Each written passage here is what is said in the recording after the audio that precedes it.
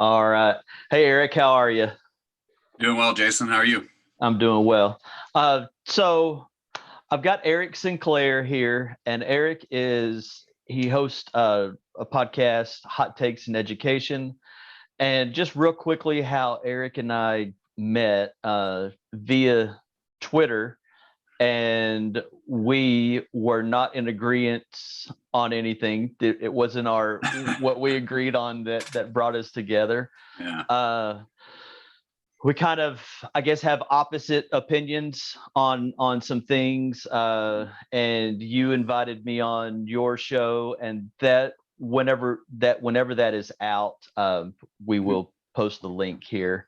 But you had me on your show, and we talked for about 2 hours at least, and then after we stopped recording, it was another another Yeah, 2 hours, something like that. It was like an hour and a half maybe, and then at least another hour afterwards. So that was an interesting experience. And we talked on my show too about how, sometimes the social media can actually be good at bringing people together. 99% of the time you get people on Twitter that are just trolling or, that type of thing. And right.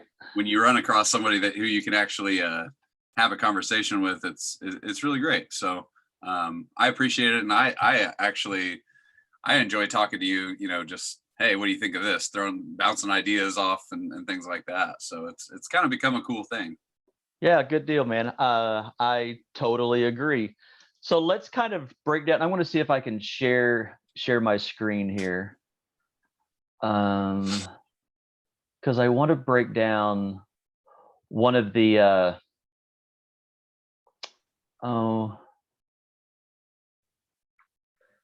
not necessarily issues, but ground our conversation in a little bit of theory, if you will. Mm-hmm.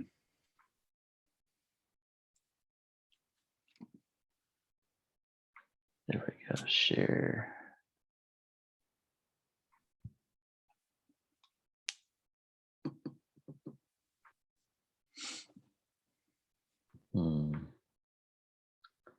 There it is. Goodness gracious. Okay, can you see that? I could, and now it says loading. Okay, yeah, I got it now. Okay, good deal.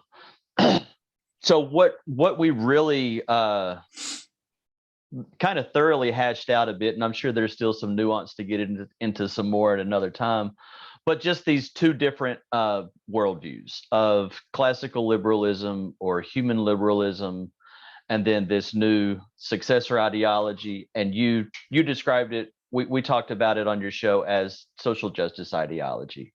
Is that? Yeah, Okay. we called it that. I know what you said, like Wesley Yang kind of coined this successor ideology thing, and I don't think anybody who kind of holds the framework of successor ideology really calls it that. So right. I didn't realize when you'd first introduced that and the concept of Wesley Yang, I didn't realize he was critiquing it. And not that it matters so much, but I think most people would say that are of my sort of political persuasion would say, more like a social justice than successor ideology. So there you go.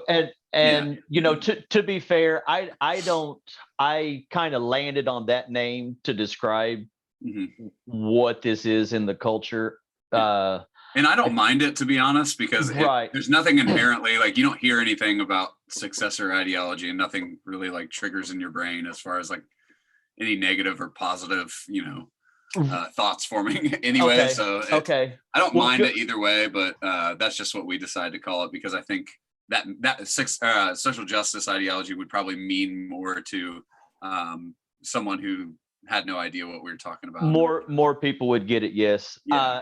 And I'm glad that you made the noticing that it doesn't bring a negative or a positive connotation. It's pretty neutral, honestly. Because what I'm really trying to do is just kind of help with the chaos and with the divide to essentially say what we have is a clash of two different worldviews. Like in real time right now, there are these two different systems of virtues, thoughts, and values that are in competition with each other. So that is, and you are taking the side of, or I don't really want to say taking the side, but you believe that your values and your actions are more in line with social justice. And then I'm here with liberalism. And then, so what we're going to do with this kind of show or series that I'm wanting to embark on, I'm wanting to do a lot of these with people that do not agree with me, that people that do believe that the successor ideology, social justice ideology, wokeism, critical social justice, whatever name or package, orthodox diversity, equity, and inclusion, modern day anti-racism, all of these proponents and advocates I'm interested in hearing more of, and not just hearing more of, but giving the opportunity to critique my work and to have conversations about the individual.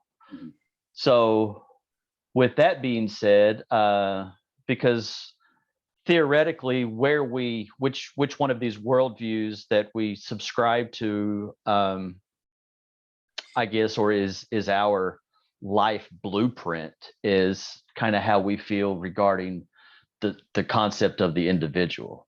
So I'm going to stop sharing my screen, and I'm going to let, first of all, before you answer that question and discuss that, do you want to add anything to what I've thrown out there already? No, not really, other than I think I have a similar mission. I'm seeking out people to sort of critique my worldview as well. I think anytime that you have a conversation with somebody who, ultimately you disagree with, I really enjoy the process of sort of honing in on what do we actually disagree on and why. Yeah. So to me, I think I see in you a similar mission. And I really, even though I don't have any specific organization that I'm representing or anything like that, this is just something that I do for fun. And, I like to have my views challenged. And so, I'm glad we're both kind of doing our thing and trying to find some good faith interlocutors to participate in these conversations with us. So, that's just kind of where I'm coming from. Right on, man. It is rare for there to be good faith conversations in this world today. So I'm grateful that we are able to do that. That's right. Cheers to that. Huh? So yes, sir. You want to dive in? So the first question that I do want to ask you and everybody else is, what is your overall philosophy, thought process, belief, however you want to describe it, regarding the individual? Yeah. So I guess from my perspective, so as I was reading through your website, which is it's empoweredpathways.org. Yes, sir. Yes, sir. A lot of the things that I saw, I really, really agreed with on there. So I don't think we'll have, I guess, a ton of disagreement in this area, but I could be surprised. But I guess my perspective is that every individual can essentially be reduced to their DNA and their experiences. We are our DNA and our experiences. So like, if you want to create better people, right, with better outcomes, to me, what you have to do is you have to give them access to better experiences in the form of education, skills, mentors, financial resources, so that they can better themselves. So people there's no like inherent soul within us, is my belief, that is going to somehow push us to become better if we don't have anybody or any resource or any education to show us how to be better. And so that's sort of my perspective with with the individual is because, and the reason why I advocate for the things I do, either policy wise, education wise, the way I vote, the way I do, is because I feel that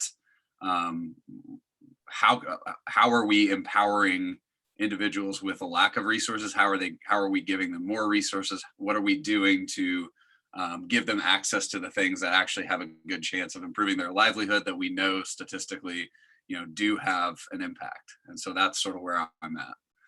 Okay. What about when you hear the terms like autonomy and sovereignty, inalienable rights, and life, liberty, and the pursuit of happiness? Like those more, I guess, enlightenment visions and ideas regarding the individual. Hold on, can you read that list one more time? You said sovereignty, autonomy, sovereignty. Yeah, just pursuit of happiness. There was another one in there though, that I'm missing. In that, just that maybe that was the one I really wanted to talk about. But the right to the life, liberty, and pursuit of happiness. There was one before that though. Shoot. Wish we had a rewind button here. Right. But basically, yeah, I think I believe in those things fundamentally. Yeah, I think people should have rights, I think, or something about rights. Inalienable rights. Inalienable rights, yeah. So I guess my perspective on some of this is that in theory, we should have inalienable rights and things like that, but we often need something to secure those rights. So like I could say, if I'm stranded on a desert island with 10 other people and they want to sacrifice me to their god or something, I could say, I have inalienable rights. You can't do this to me. But ultimately they could overpower me and sacrifice me regardless. So we can have these rights in theory. We can have our sovereignty, our autonomy in theory, but we need institutions usually to secure those rights for us and to actually live out those rights. So that's sort of my perspective. Okay. And I would say that's where the justice system comes in, supposed to. Hopefully, at least. Yeah, definitely. Right.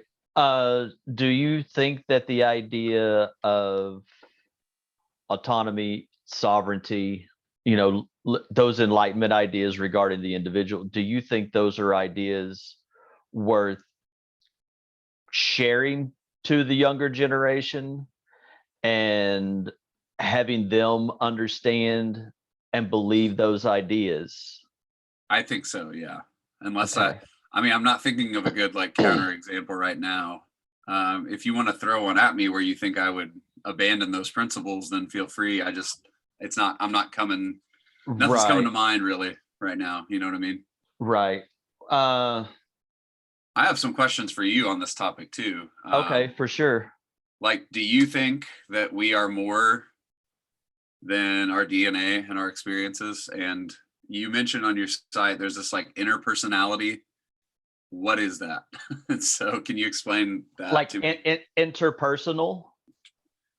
Yeah, but the way you used it, I thought you meant inner, inside of you somehow.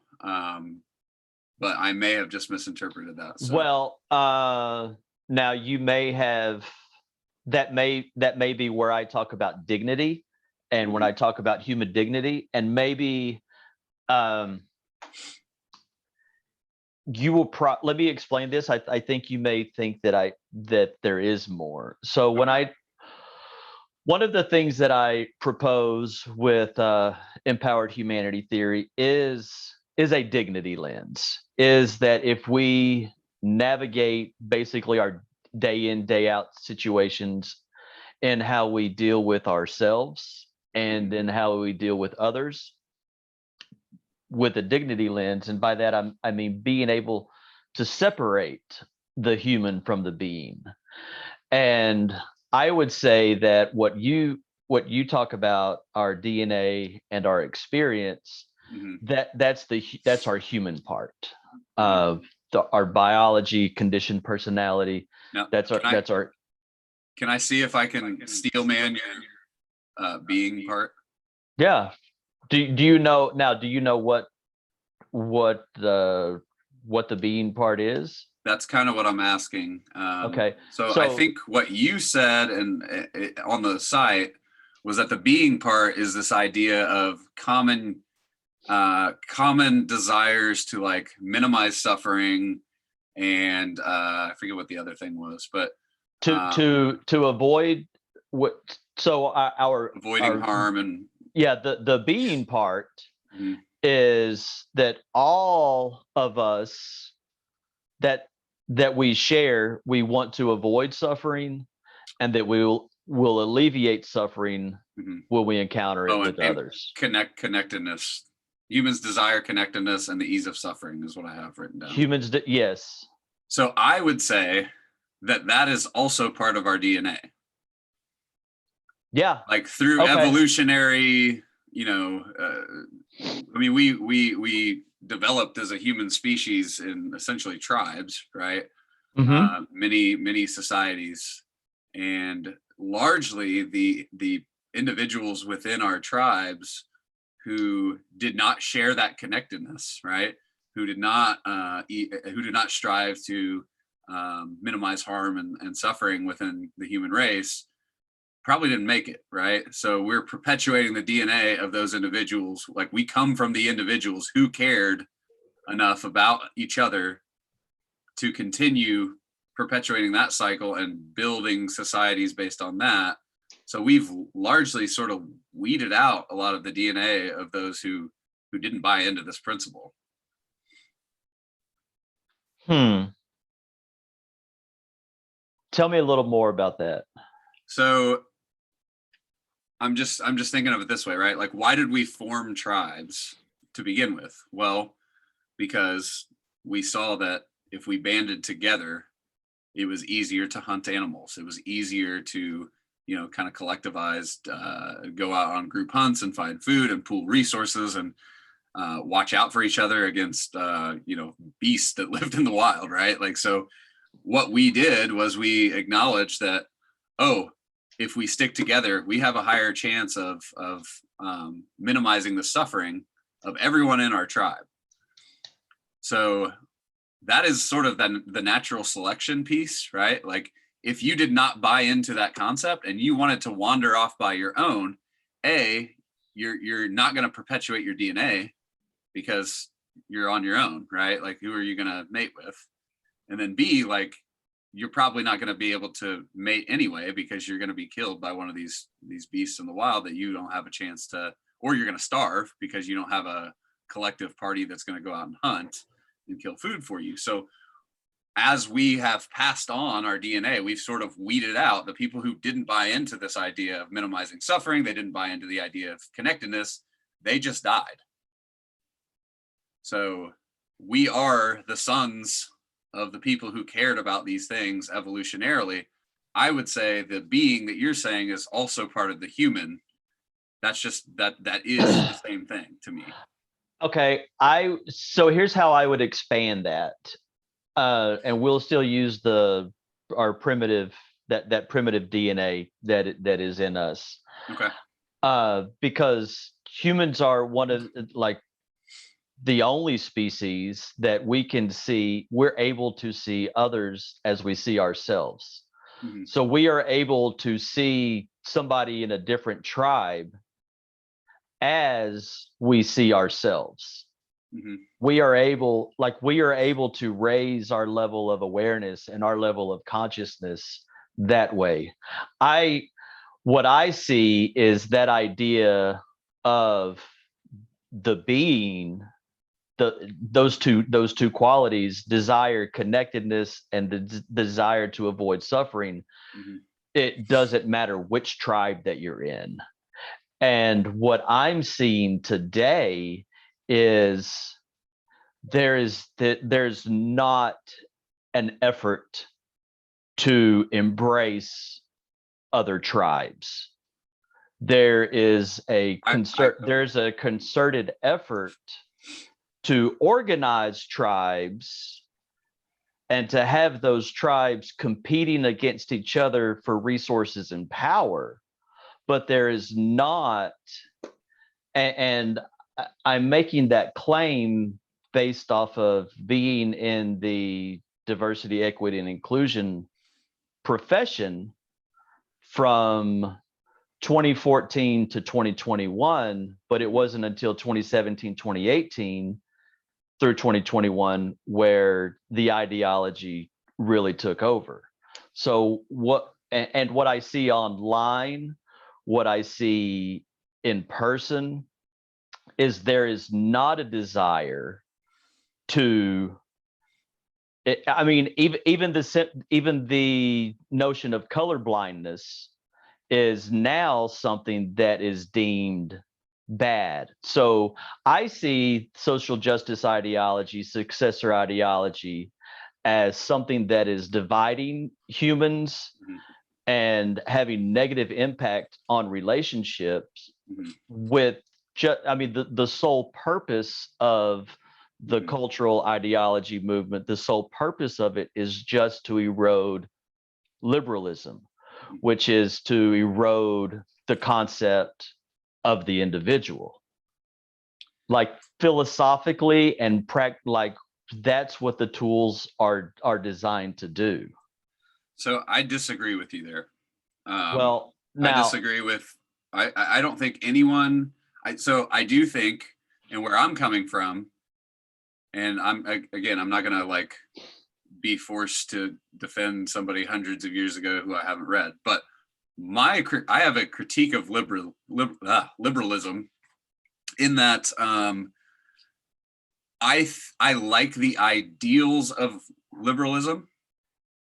I like it in theory, but in practice, we aren't getting the results that we want. So like you've said this several times, and we've argued back and forth about this already, but for those of you out there who haven't heard us talk about this, like the social justice critique of colorblindness isn't that colorblindness is bad.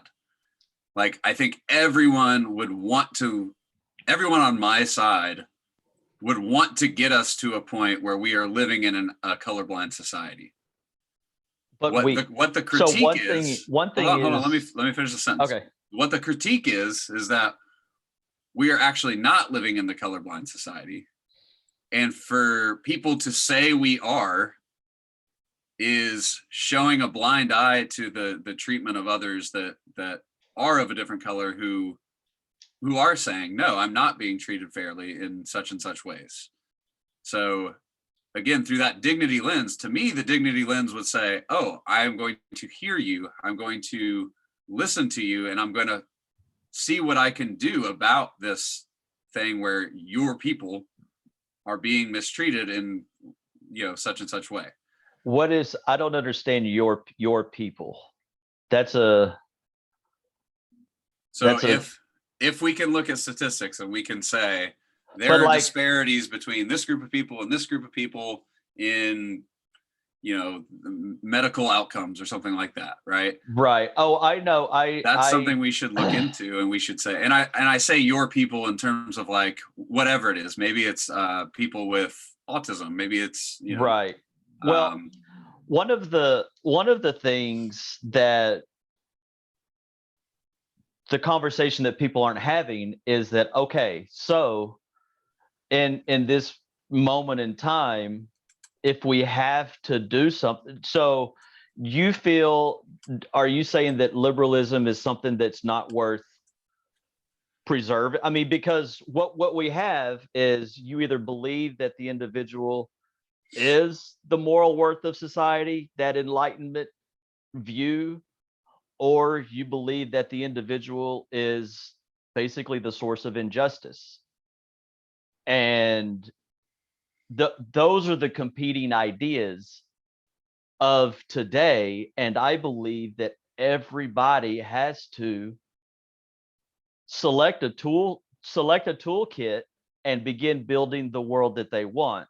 But when I see the successor ideology where we're pursuing it's just cynicism and nihilism, and a world that pursues those things a world that does not acknowledge truth.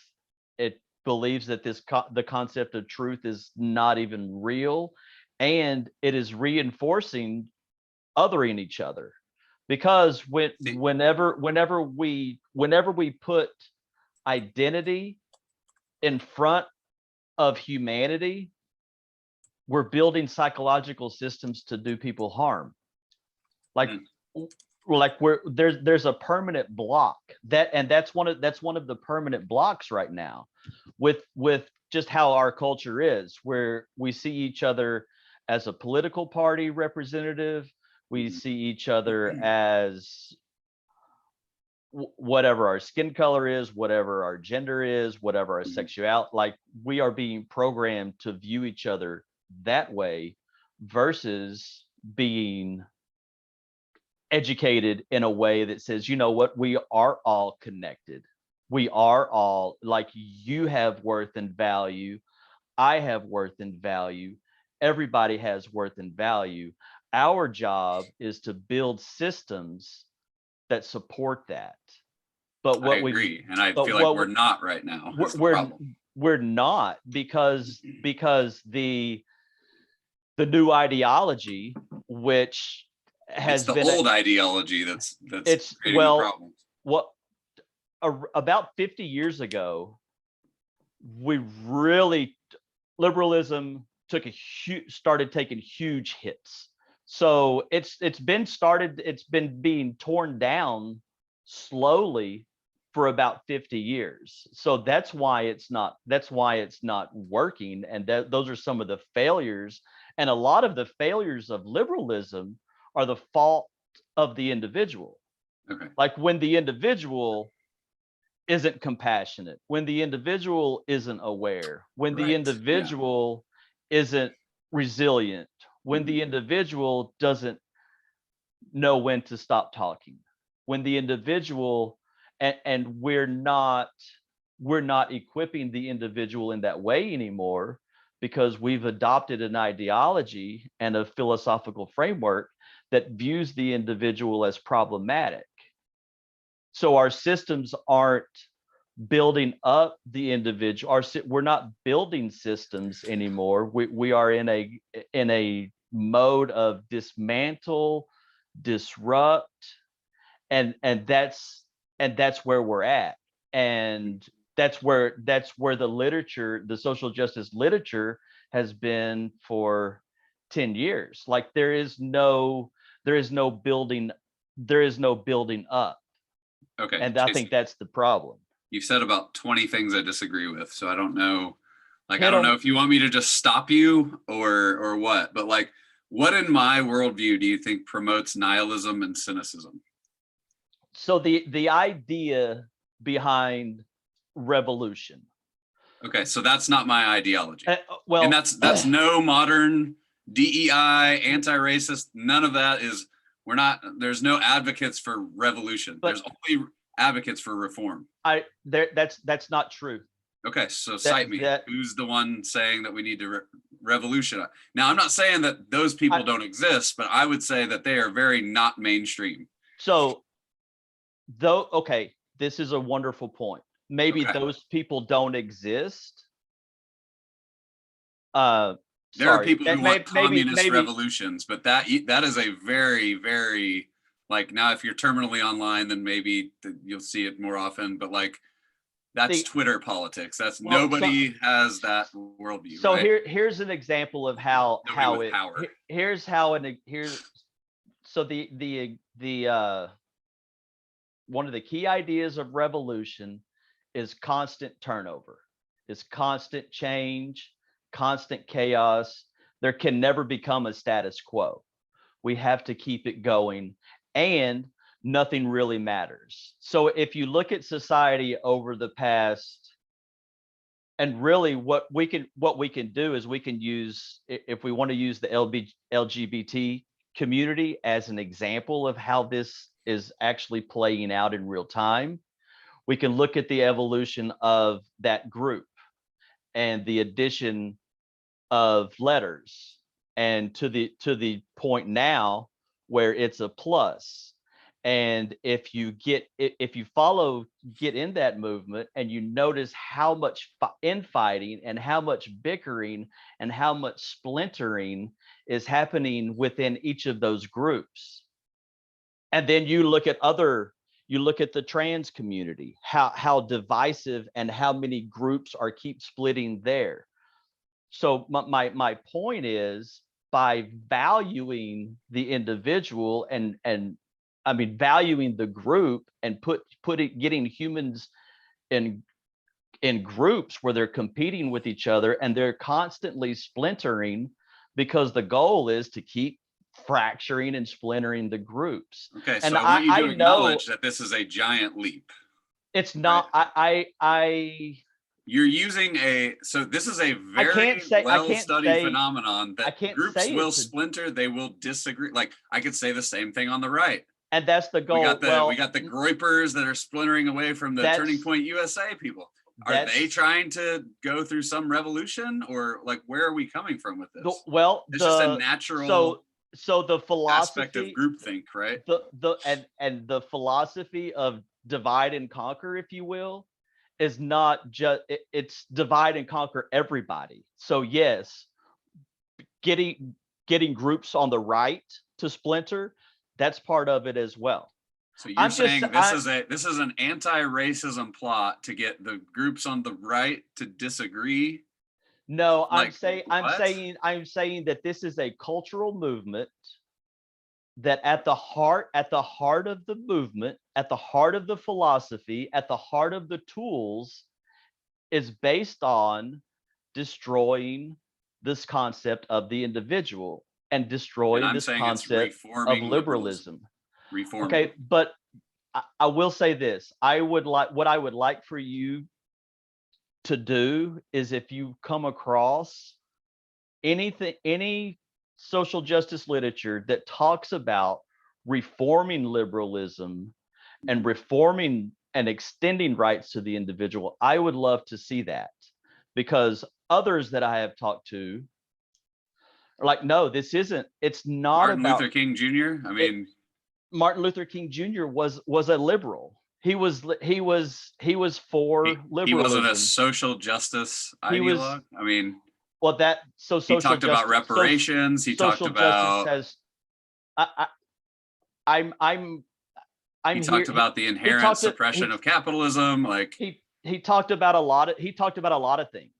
He talked about a lot of things at a lot of different points in his life. He wanted to reform the 1950s, 60s view of liberalism. He wanted it because that wasn't. So I will say this: in a free society, whenever the pre-civil rights America, we weren't living to that. We weren't living.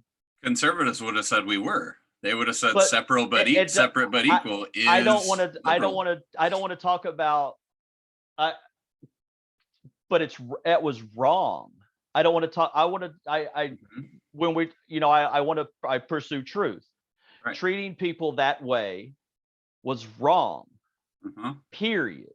And we are doing things today that are wrong. Period. We are judging people on their skin color.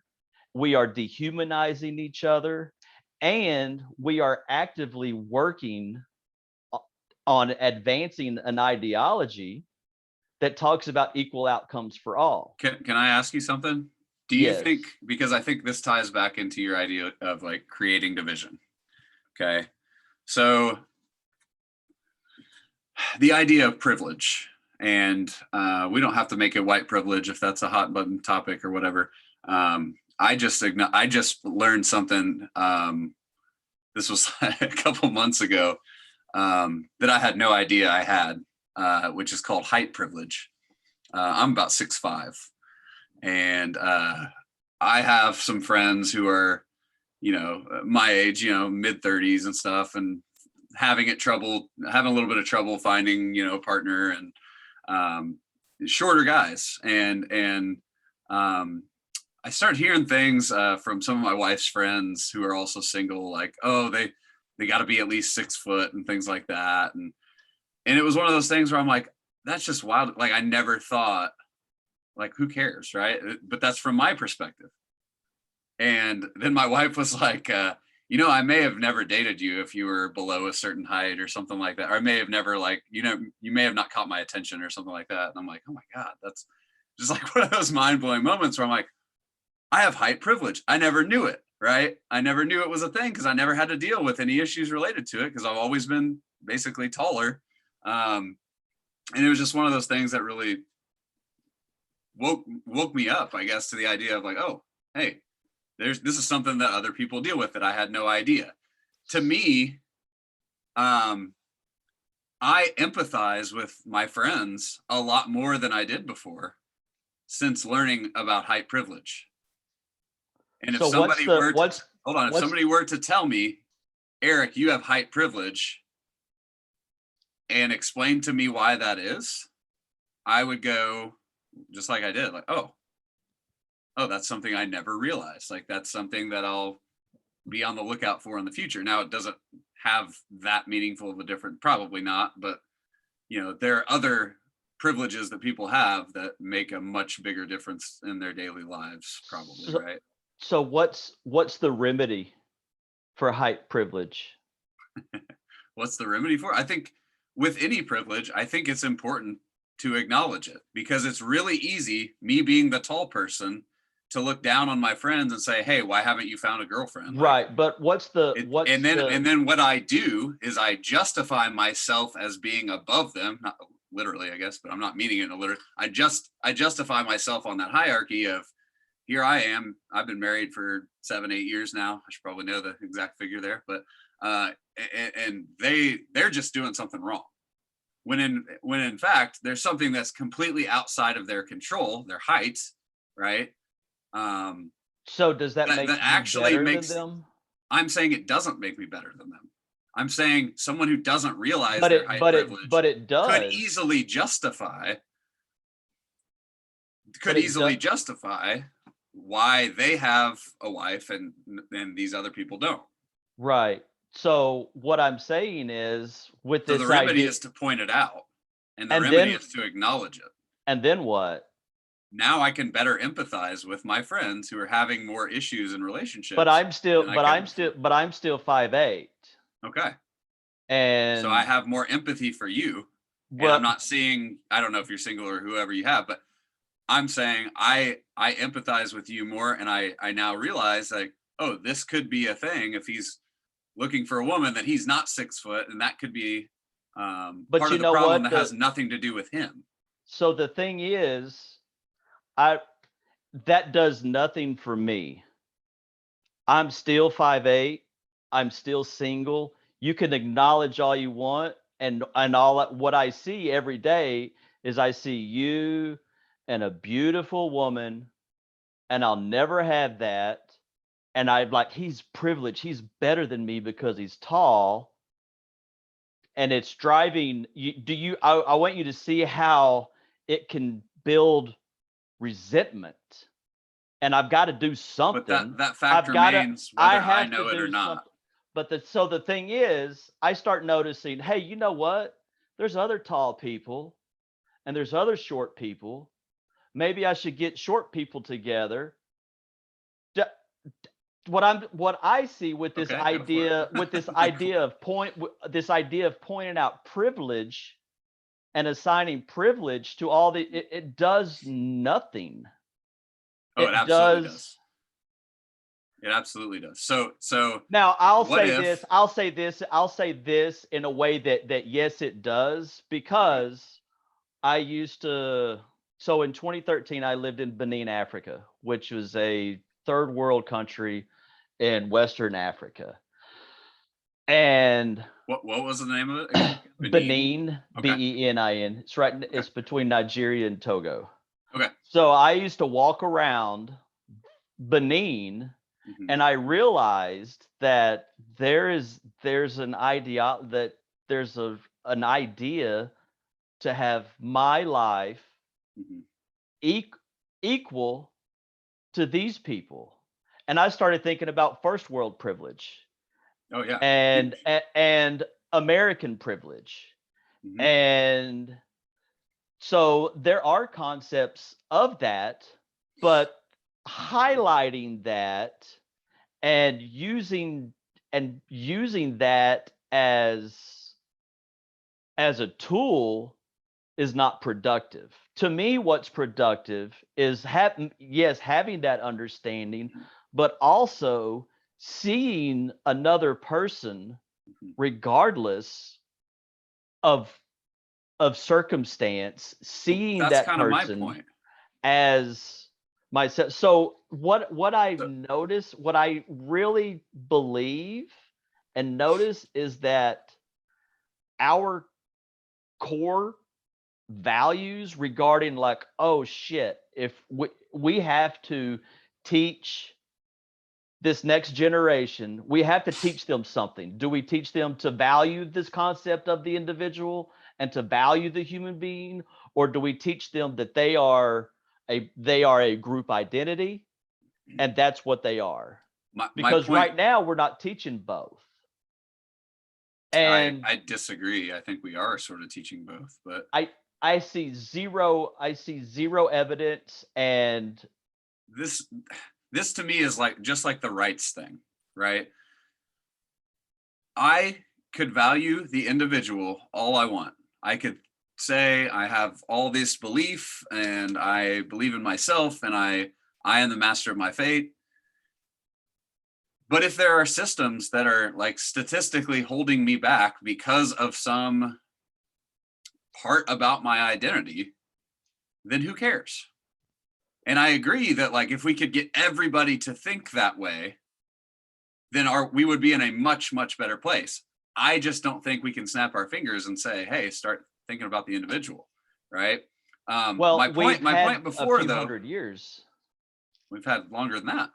My point is that what people tend to do is they look at where they ended up, especially the higher up you go on the hierarchy, right? They look at where they are and they tend to justify how they got there by only examining, they tend to overanalyze their role in that success. That's what happens to me, because and using my height privilege example, right? I thought this whole time, like, hey, I'm just this good-looking, charming guy, right? But in fact, like, oh, my height had way more to do with this than I ever thought. That's one of the main reasons I'm with my wife, turns out, because if I didn't pass that initial check, then, she wouldn't have given me the time of day. So now I empathize a lot more with my friends who are having trouble finding people, right? Now, that's not an issue where I can, and that brings us closer together. Because if I can look back and say, oh, this actually didn't have that much to do with me inherently, it had a lot more to do with things that maybe weren't inside my control. But see, that's and I acknowledge that, and I can advocate for those other groups. Now, there's no like, shorter persons group that exists right now.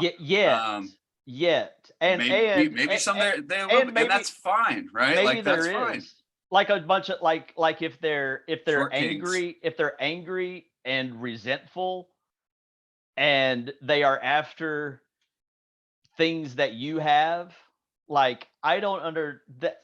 See, that's what when we talk about privilege today, privilege is talked about today like it was talked about in China and the Cultural Revolution. Han privilege was used to stir up so much resentment and hatred, and really what we see is resentment and hatred being driven toward people. So do you feel resentment and hatred when white privilege is discussed? No, I feel that it's just a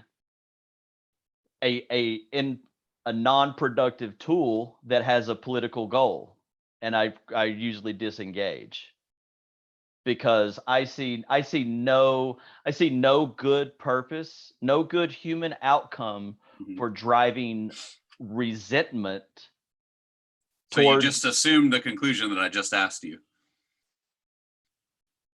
What do you mean I assumed a conclusion? I asked you if you have resentment when white privilege is talked about. You said no, but then you went on to assume that resentment is the goal or resentment is some like necessary. It is. I have no resentment whatsoever when somebody talks about white privilege. I don't, because you can see it in the data. You don't, because you're not. Do you think there are any non-whites out there that have resentment towards white people? Do you think there are gay people out there that have resentment towards straight people?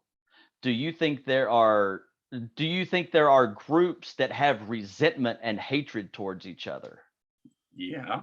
Yes. Mm-hmm. I think that resentment and hatred is lessened when I acknowledge that, like, being a straight white male has probably given me advantages in today's society. I think that hate or resentment is lessened rather than somehow, expanded upon. So one of the differences, I think I see us believing the same thing, mm-hmm. but some of the key difference appears to be if I made in the prescription, the normative claim. Yeah. If I made some sort of acknowledgement or claim, mm-hmm. like the thing that's holding us back is not my behavior or what I believe, but if I were to voice something, like if I were to, are you saying between you and I personally, or okay, wait, go ahead. Sorry. Yeah. To me, it's the prescriptive element. Like, we can both acknowledge there are hatred between groups. Like, we can probably both acknowledge, like, there are racial disparities in, A, B, C, D, and E outcome. And my prescription for that is to acknowledge it and work to do things that would sort of bring those gaps together and create less disparity to the extent that we can, right? But I don't know what your goal is. Your goal seems to be not acknowledging it or just pretending it doesn't exist, and I don't know why that is. So there's something I have to, if I acknowledge something, then we would all be on the same page. No, like, what is it not that necessarily. I'm saying we can't tackle a problem unless we acknowledge it, right? Like, well, the problem that I'm trying to tackle, is the way that society has dehumanized each other. Because when we see somebody else mm-hmm. as an other, we build psychological systems that allow us to do that person harm and to do harm to people that look like that group identity. Mm-hmm. And to me, the idea of privilege does exactly the opposite.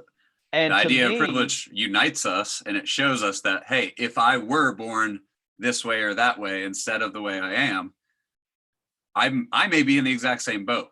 See, to me, privilege, the concept of privilege and promoting privilege is driving hate and is driving resentment. And this idea of privilege is also something that the ruling class can use any time. Can you define privilege for me before, because I want to make sure we're talking about the same thing. I'm identifying, so as when a group has more benefits than other groups, or when a group I disagree with that. When somebody is better than another person, when somebody is higher up, somebody is higher on the hierarchy, that's privilege to me. So whenever we promote, whenever we say, oh, that person, not an inherent. Whenever we say that person is privileged, we are robbing that person of who they are. See, I disagree. See, I think of privilege as like white privilege. For example, it doesn't mean that your life is necessarily easier, but it doesn't mean that it's harder because of your race. So that doesn't mean that just because I'm born white, I'm higher up on some social hierarchy, or I make more money or anything like that. It's if we could make, Eric the exact same everything except black. No, I there get would be it. some parts of my life that would be harder than they are right now. But there would also be parts of your life that are better. But on the whole, you don't know. You can't. Well, we can't know. That's the point. That's why we have to rely on statistics, where we control for everything else but except race.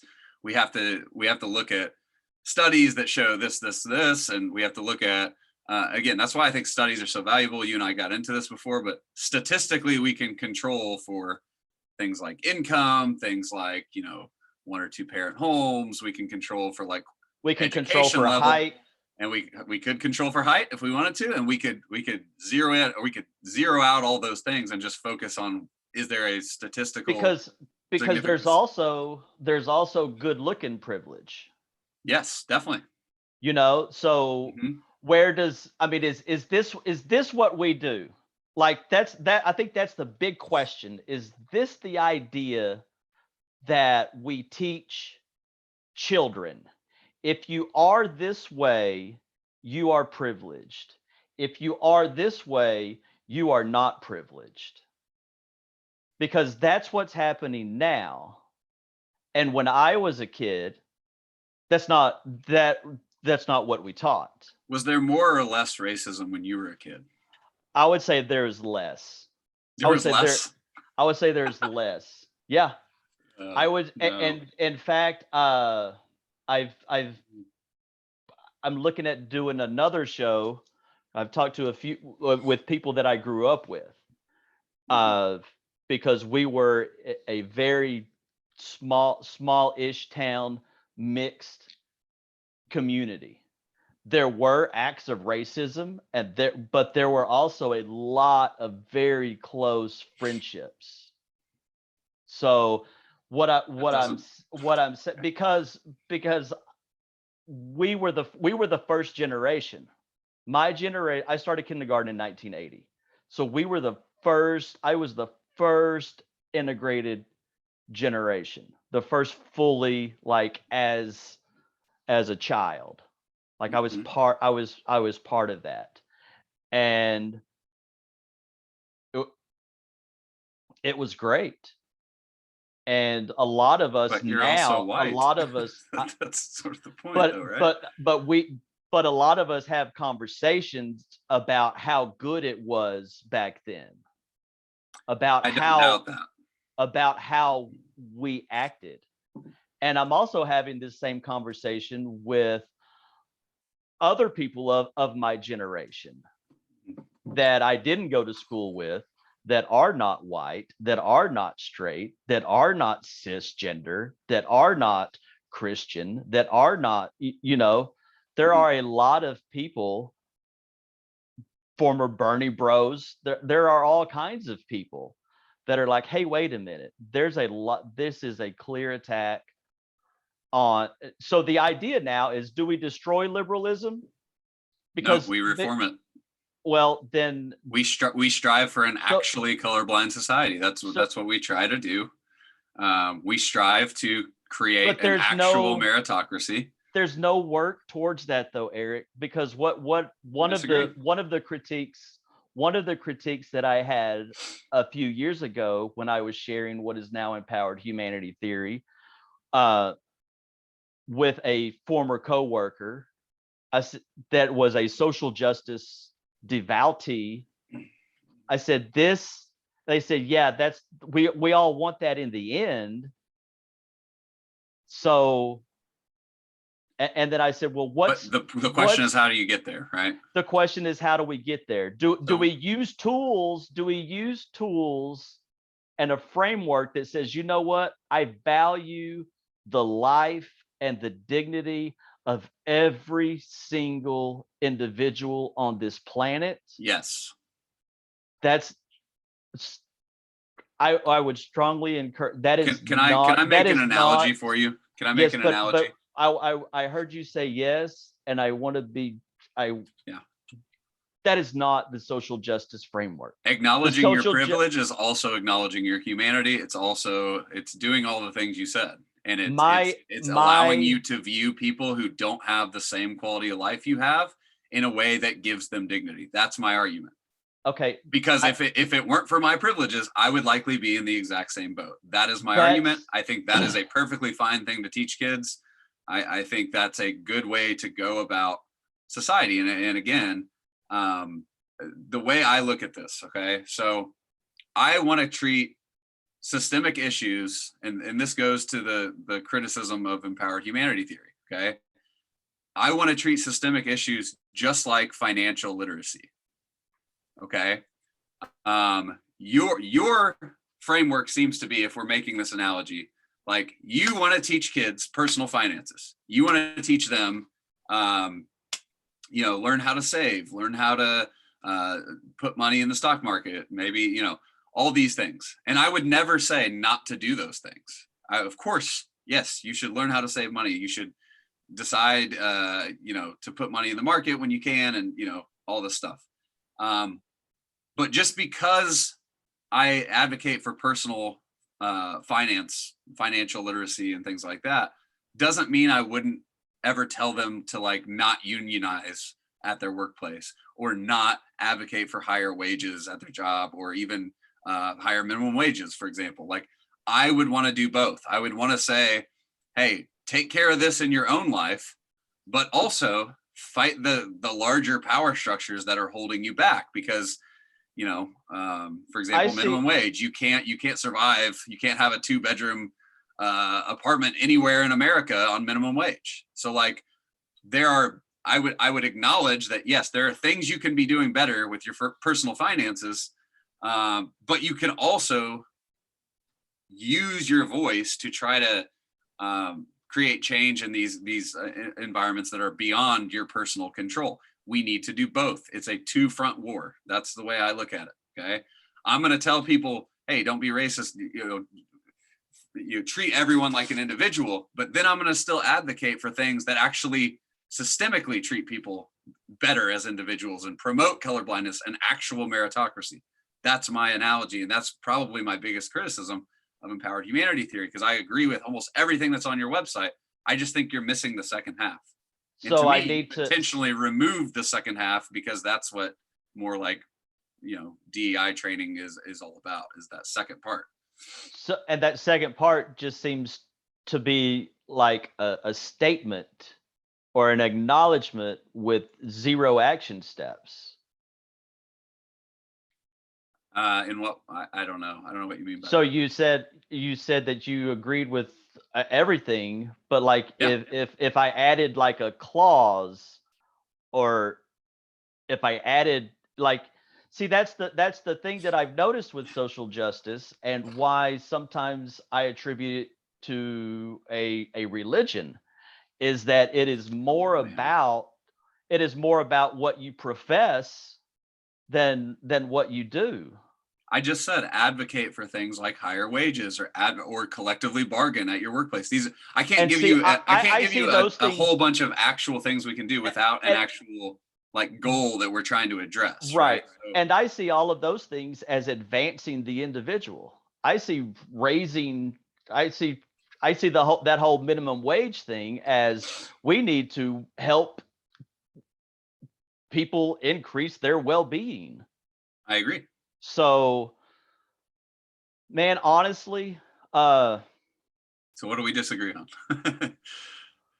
Privilege, apparently, because I would still say that. Well, I won't go back into it. But. I understand what you say, and from a common sense listening, it makes sense. But what we have to think about is what are possible consequences of teaching children and teaching adults, this person is privileged and this person is not. Like, is this good for building between group trust? If I see somebody as privileged and I see somebody as less than, I am not able to see them as myself. We can't do two things at once. We cannot. I just told you the opposite, though. Hold on. We Okay. can't. So we have to come at this from that spot. Do I see somebody as myself? Ultimately, you have to lean one way or the other. Mm-hmm.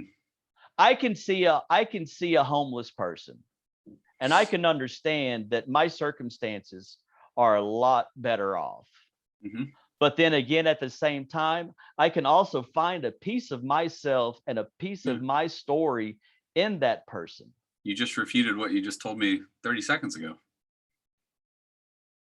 No, I don't think I did. You did. You just said we can't see each other as the same and also different. But you just gave me an example of doing that. If we promote this idea of privilege, if we are consistently driving this, it's a resentment-filled idea. Promoting somebody, you disagree. So in the French Revolution,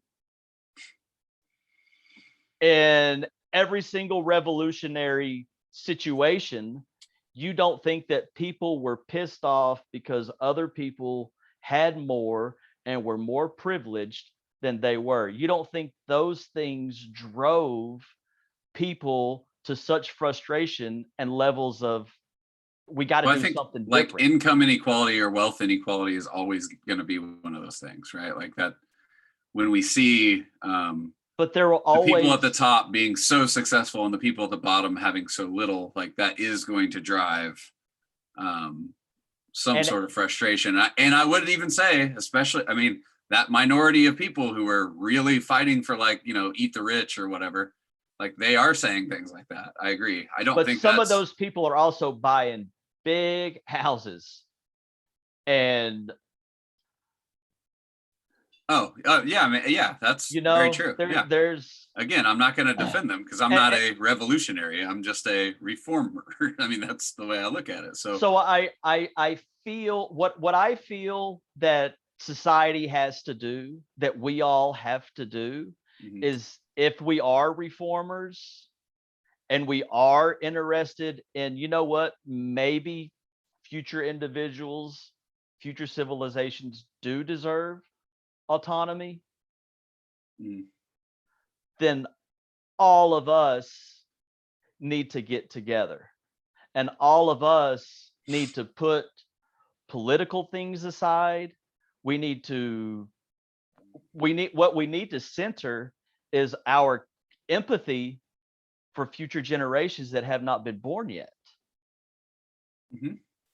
And to me, when a student or someone is complaining about maybe an instance of racism at school, like, I guess I'm unsure how you handle something like that from empowered humanity theory perspective.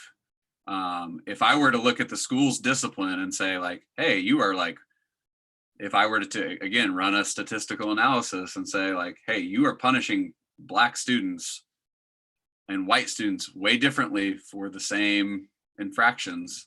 Okay, so how do I handle that under your system? How does that look?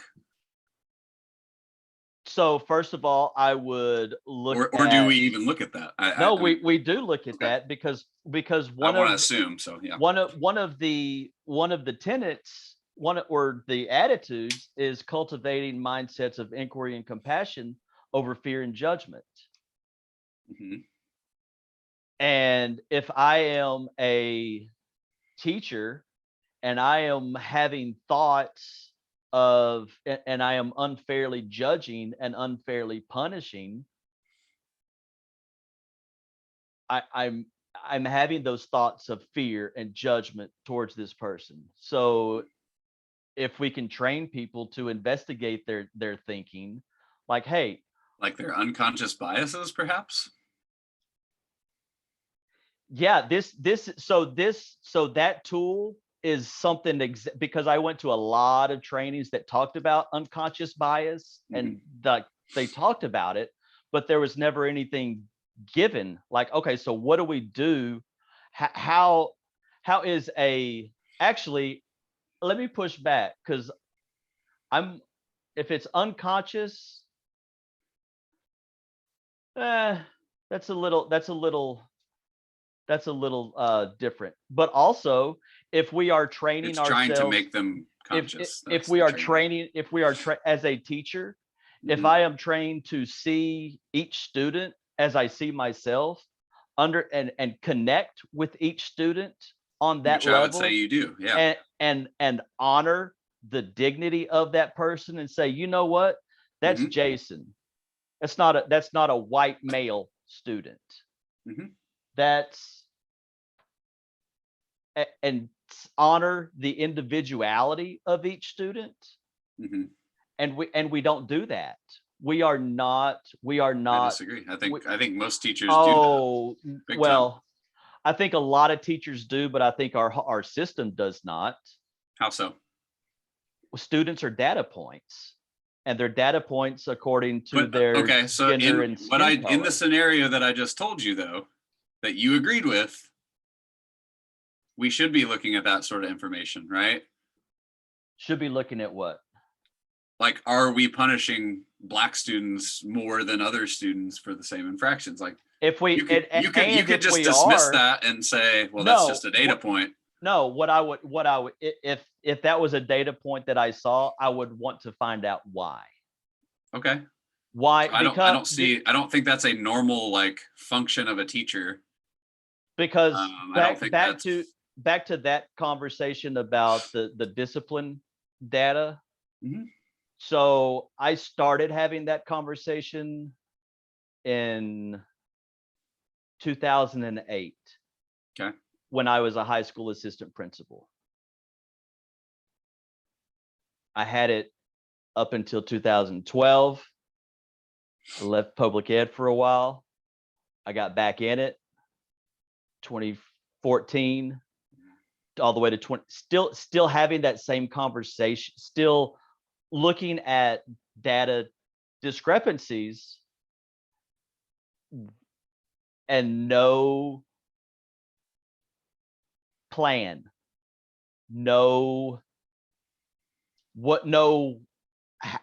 why.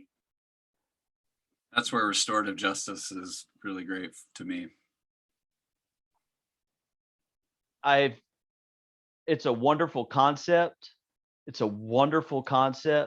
I worked in that field, and to see it work and really work requires an infrastructure that most schools don't have. I agree. Schools don't have. So it has to be a center of your school, I think. Yeah. Right. It does. And it takes a lot of time. It takes a lot of resources in terms of like counselors and things like that to help. Your administrators are doing a lot of the work. And that takes up a big chunk of their day. If it's done poorly, then the person who was the victim in that situation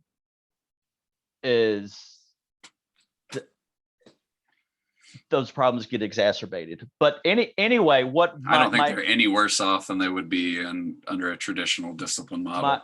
Bad restorative justice is still better than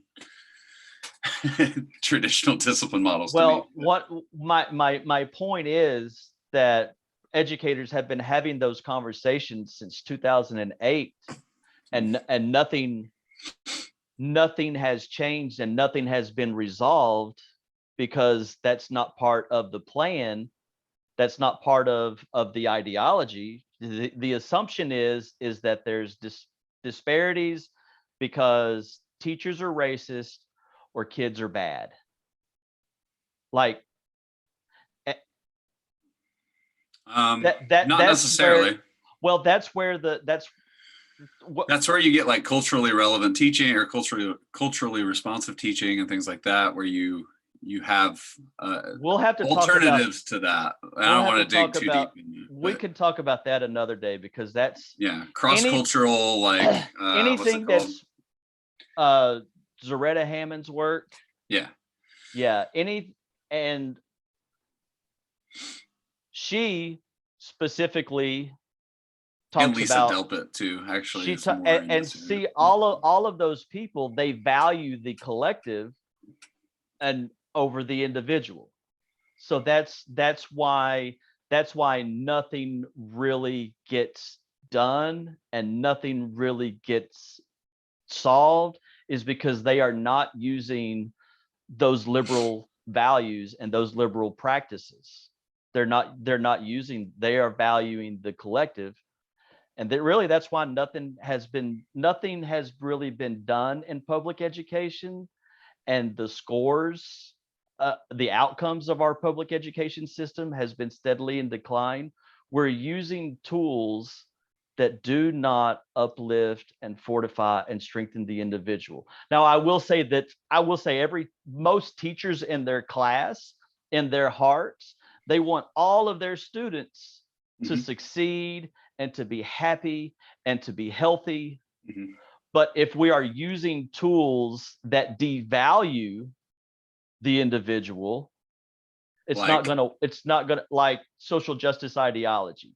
Like if we see you somebody, just told me that one of the main things I would do, that social justice ideology is actually fits within your framework.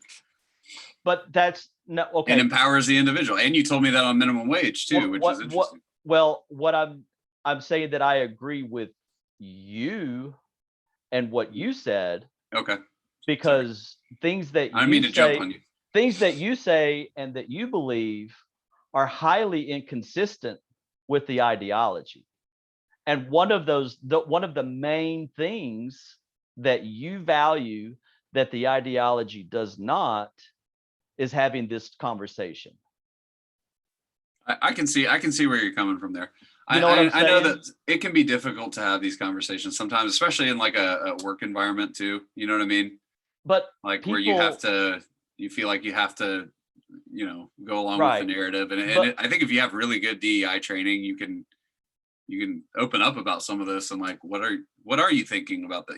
And you can say things and they're not going to be met with a ton of pushback or they're going to be met with a reasonable explanation a lot of times. So that's my experience. So if it depends on how versed in social justice ideology and how much people believe in that and how much of a hatred they have for things like free markets and capitalism and this concept of a free society. So those are the things now that we are starting to deem as bad and evil. And I wonder about people that will be born in 2030, 2040. If we right now are kicking this can down the road, will there be somewhere down the line, autonomy is gone? And once that's gone, I think we're way down the line from that. Way down the line. You think we couldn't even get people to wear masks, so I don't know.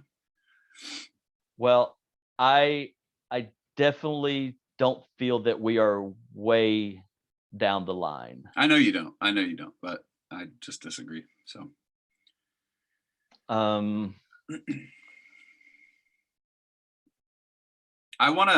I ask you, because I feel like we've never really we've talked about it several times.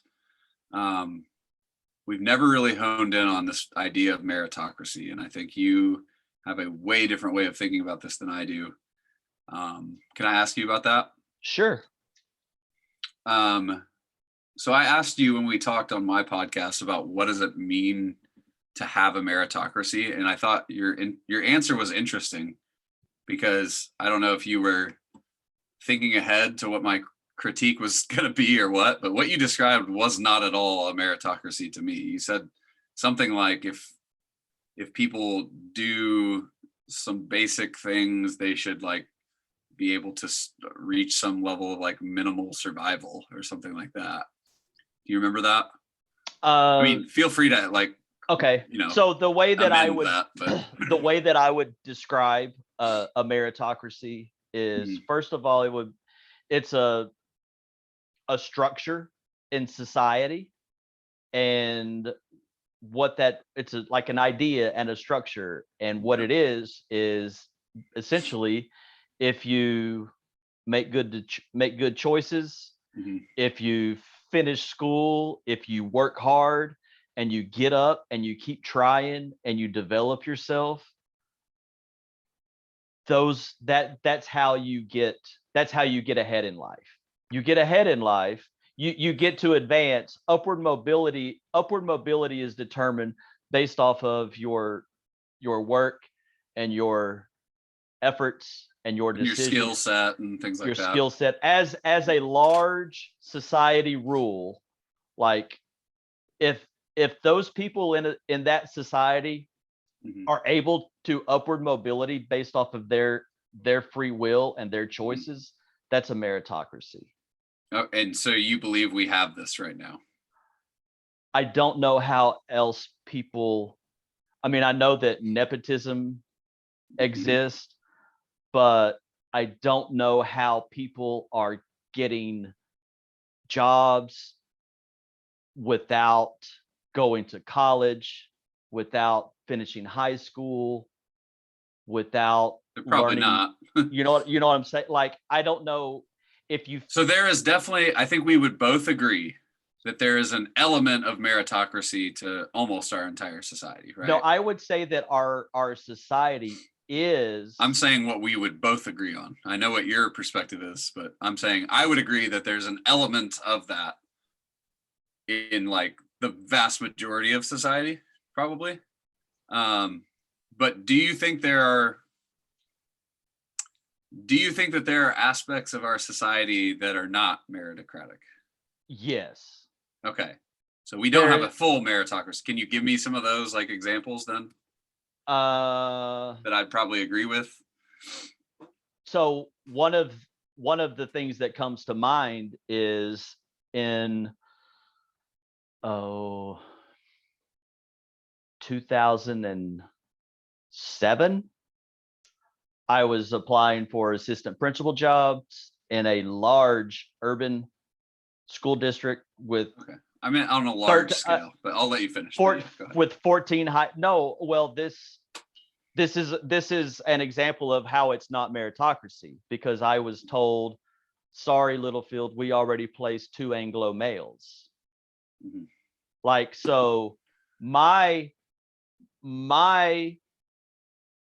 going to grad school, my work, my career up to that point, my decisions, the things that I was doing was halted because of my gender and ethnicity.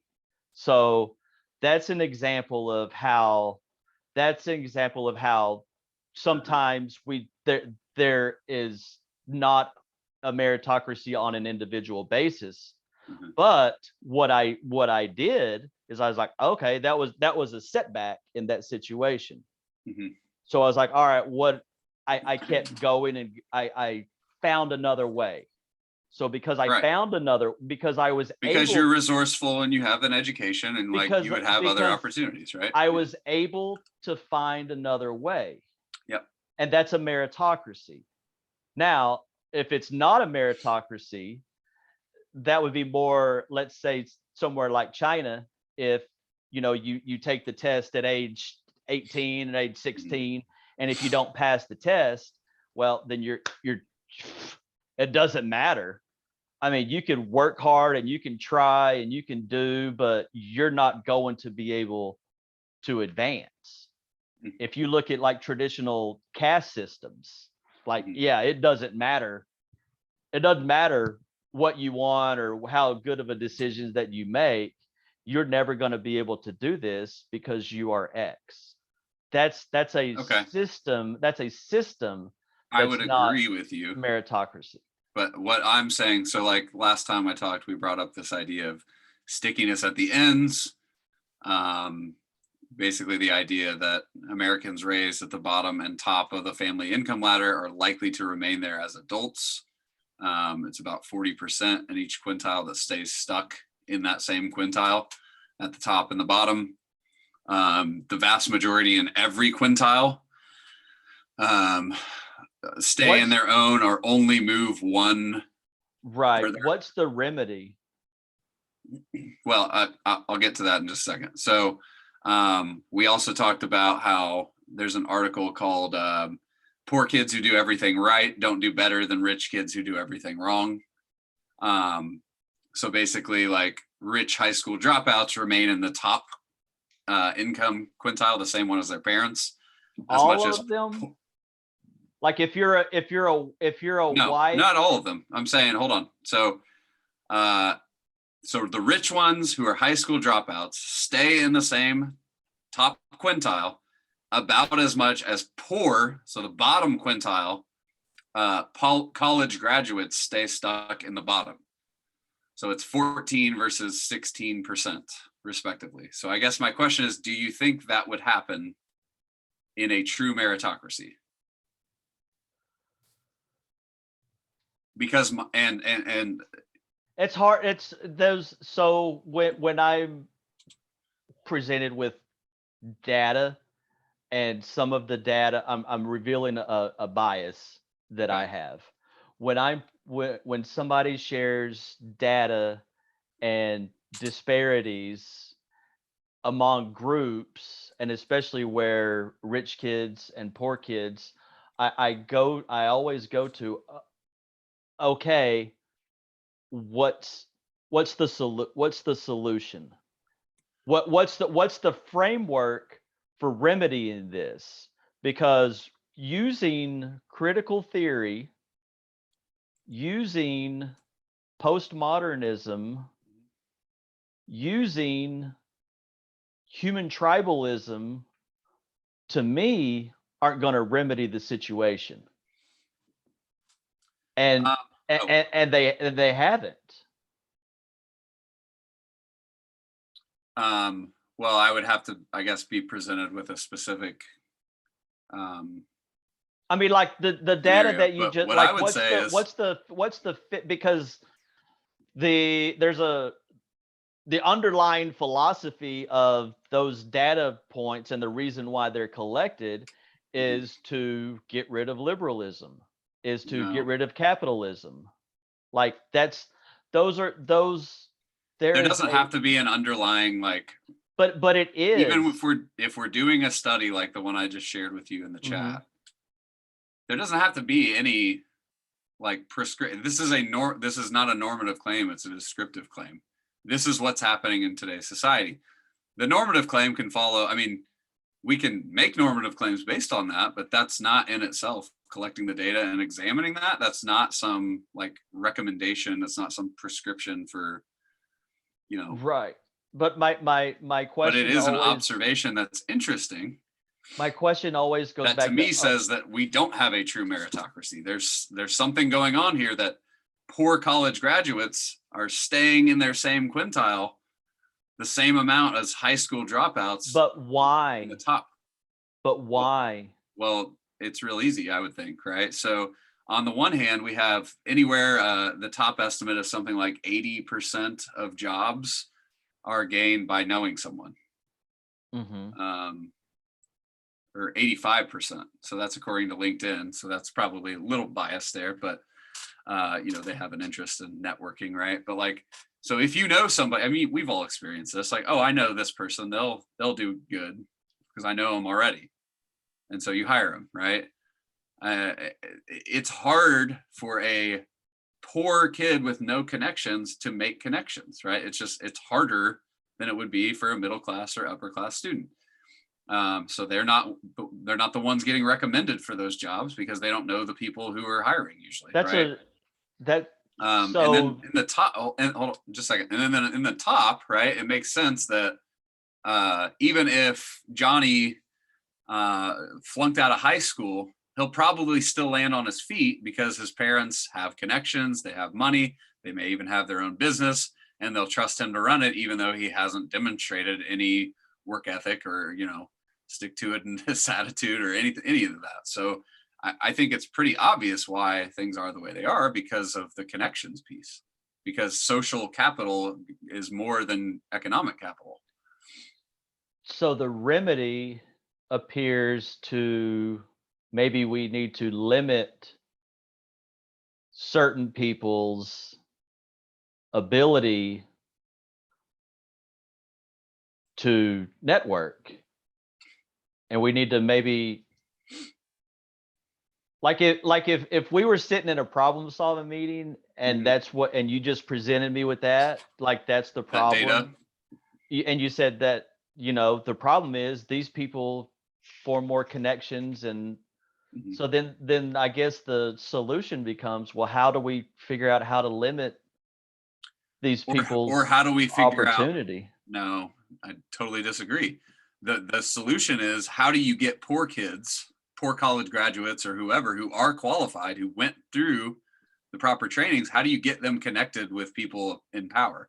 And to me, that's the exact same thing I was saying since the very beginning, because if you have mentors, if you have resources, if you have people coming into, like we have, speakers come into our school about financial literacy or about this and that. If you have these community partnerships, you are finding a way for these poor kids to find connections and build those networks with people who are beyond their income group, right?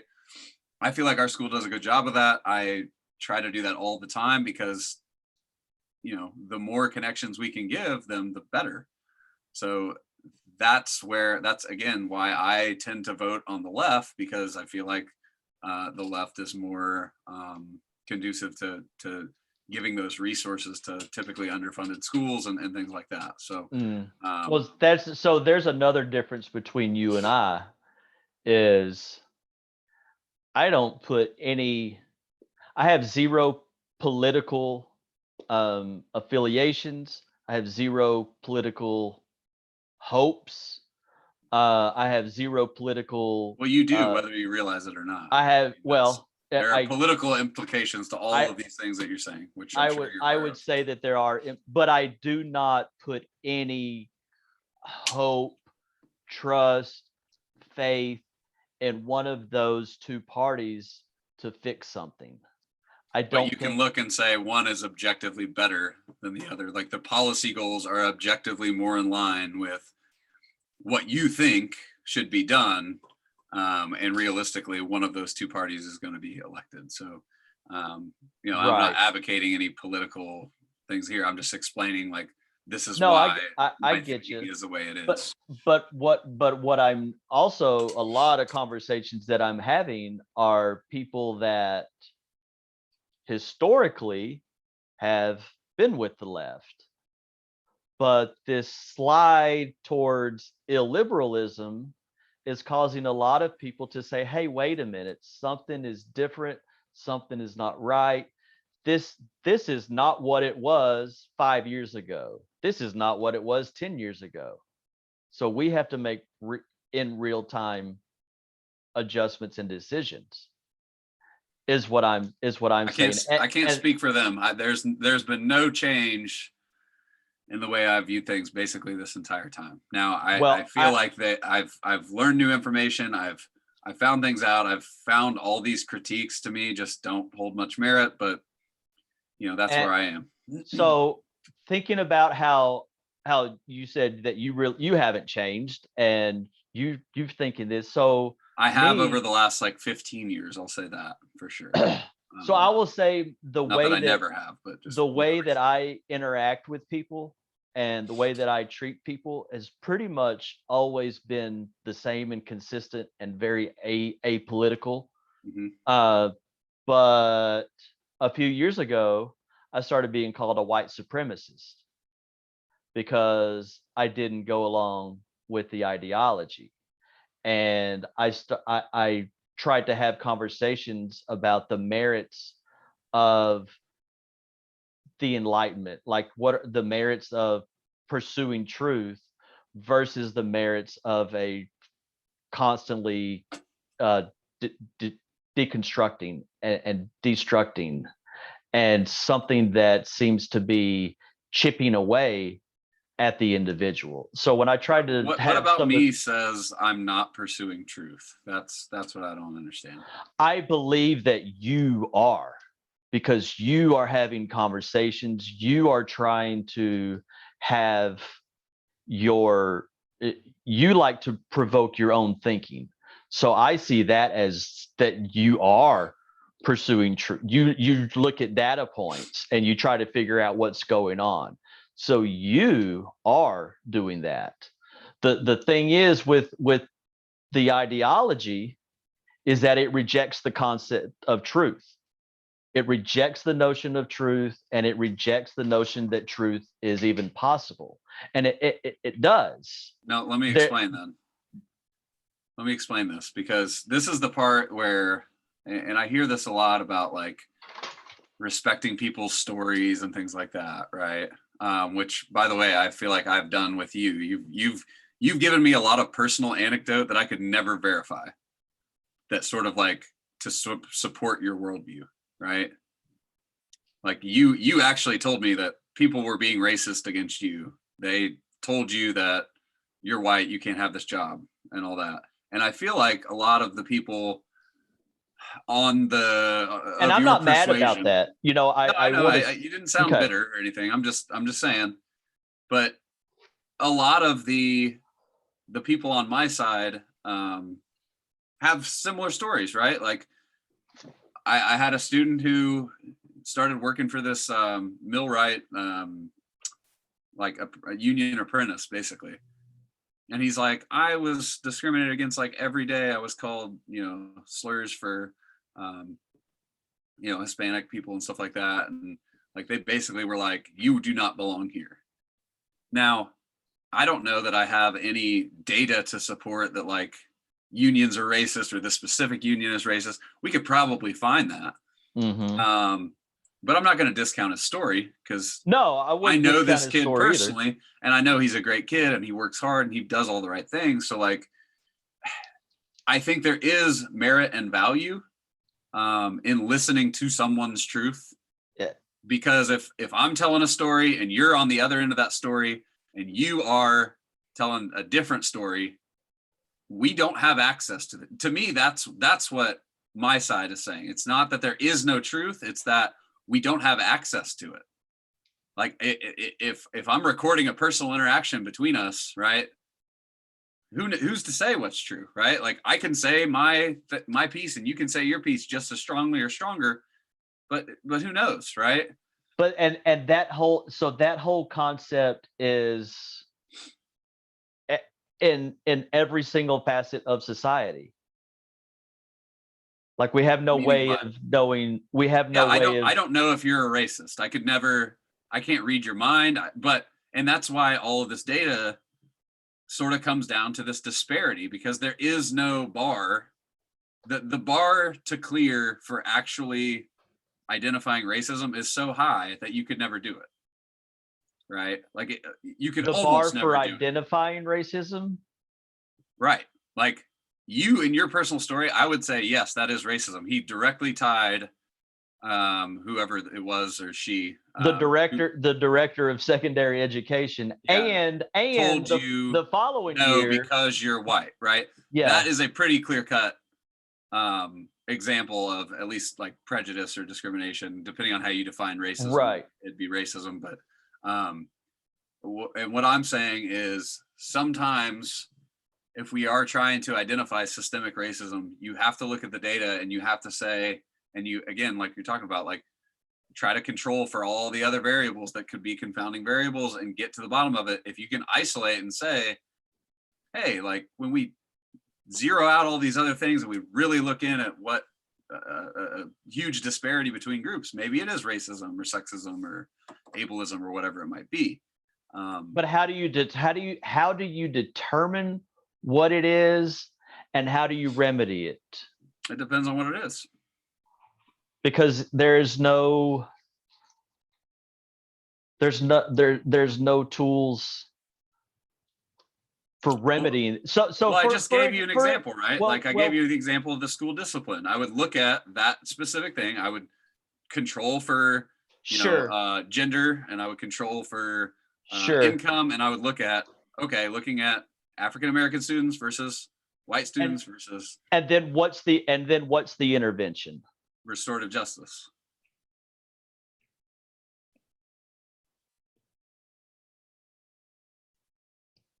So like I can't well, outline for every single circumstance, because what the prescription is going to be different, obviously, for whatever type of disparity or racism that you're looking at, right?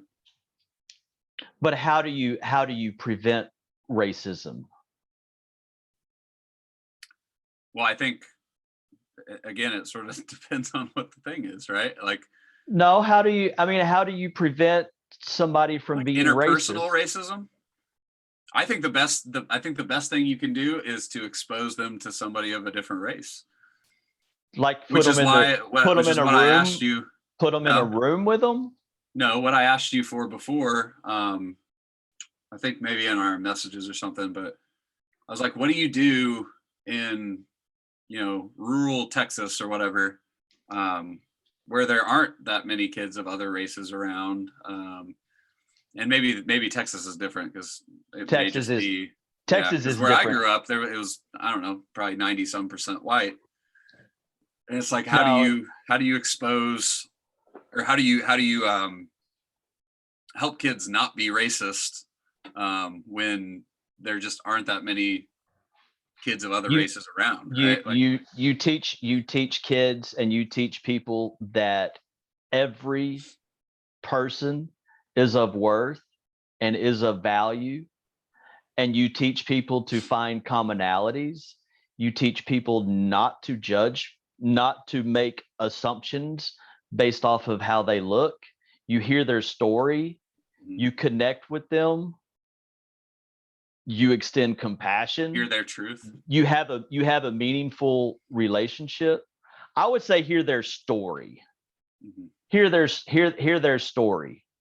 Hear about them. What because I'll give you a chance to talk here real quick, because like, what are activities where you could actually do that, right? Like, again, the best experience for me coming from a small town was going to a bigger college with lots of different races around and exposing myself to people of different, skin colors, backgrounds, income brackets, whatever, right? That was the best thing that I could have done. That taught me more about, anti-racism than just somebody generally like screaming the platitude, "Don't be racist," right? So what are the things practically that you would do as a consultant coming into a school district where maybe there is some racism and they realize it and they're like, what do we do about this? How do you go about, like, what are actual activities that you'd use maybe with students or staff that would sort of push them in that direction that we both agree on, the human dignity lens? Well,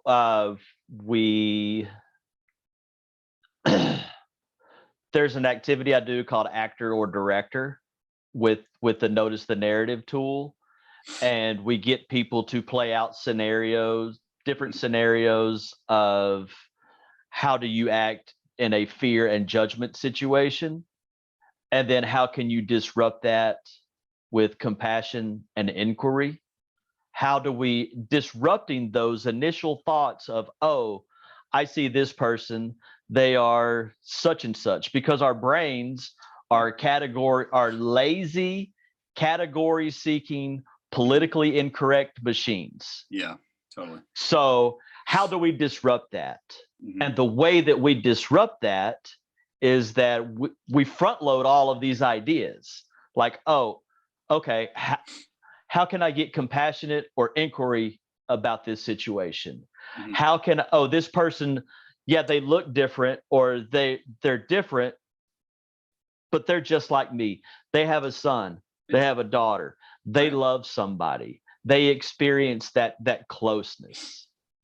The notice the narrative thing is interesting to me, because that really resembles the like unconscious bias training that I've been through. See, I've been through a lot of those trainings, but I was never given it. The only thing that I was given or said was it's an inward journey. It's an inward journey. And I heard a lot about. My trainings were almost exactly like that. Like, how do you take an unconscious bias, recognize it, and then move it to the conscious, part of your brain, and then think before you act. Like, I may be having this bias. Give me a second to think through this type of thing, So I in those trainings, it was okay for people to say negative things about certain races and certain genders. To get people to recognize, like, oh, this is what I think, or what? No, to just like it's socially acceptable to talk bad about these people because of their identity. Yeah, we never did anything like that. That's interesting. Well, it was that would seem to promote some it was overt. I worked in it was overt. These people are bad, these people are good. And that's and I've said it before too. They're terrible terrible takes on diversity, equity, inclusion that I would never defend. So. Okay, so the terrible takes, those are people that are following all the rules.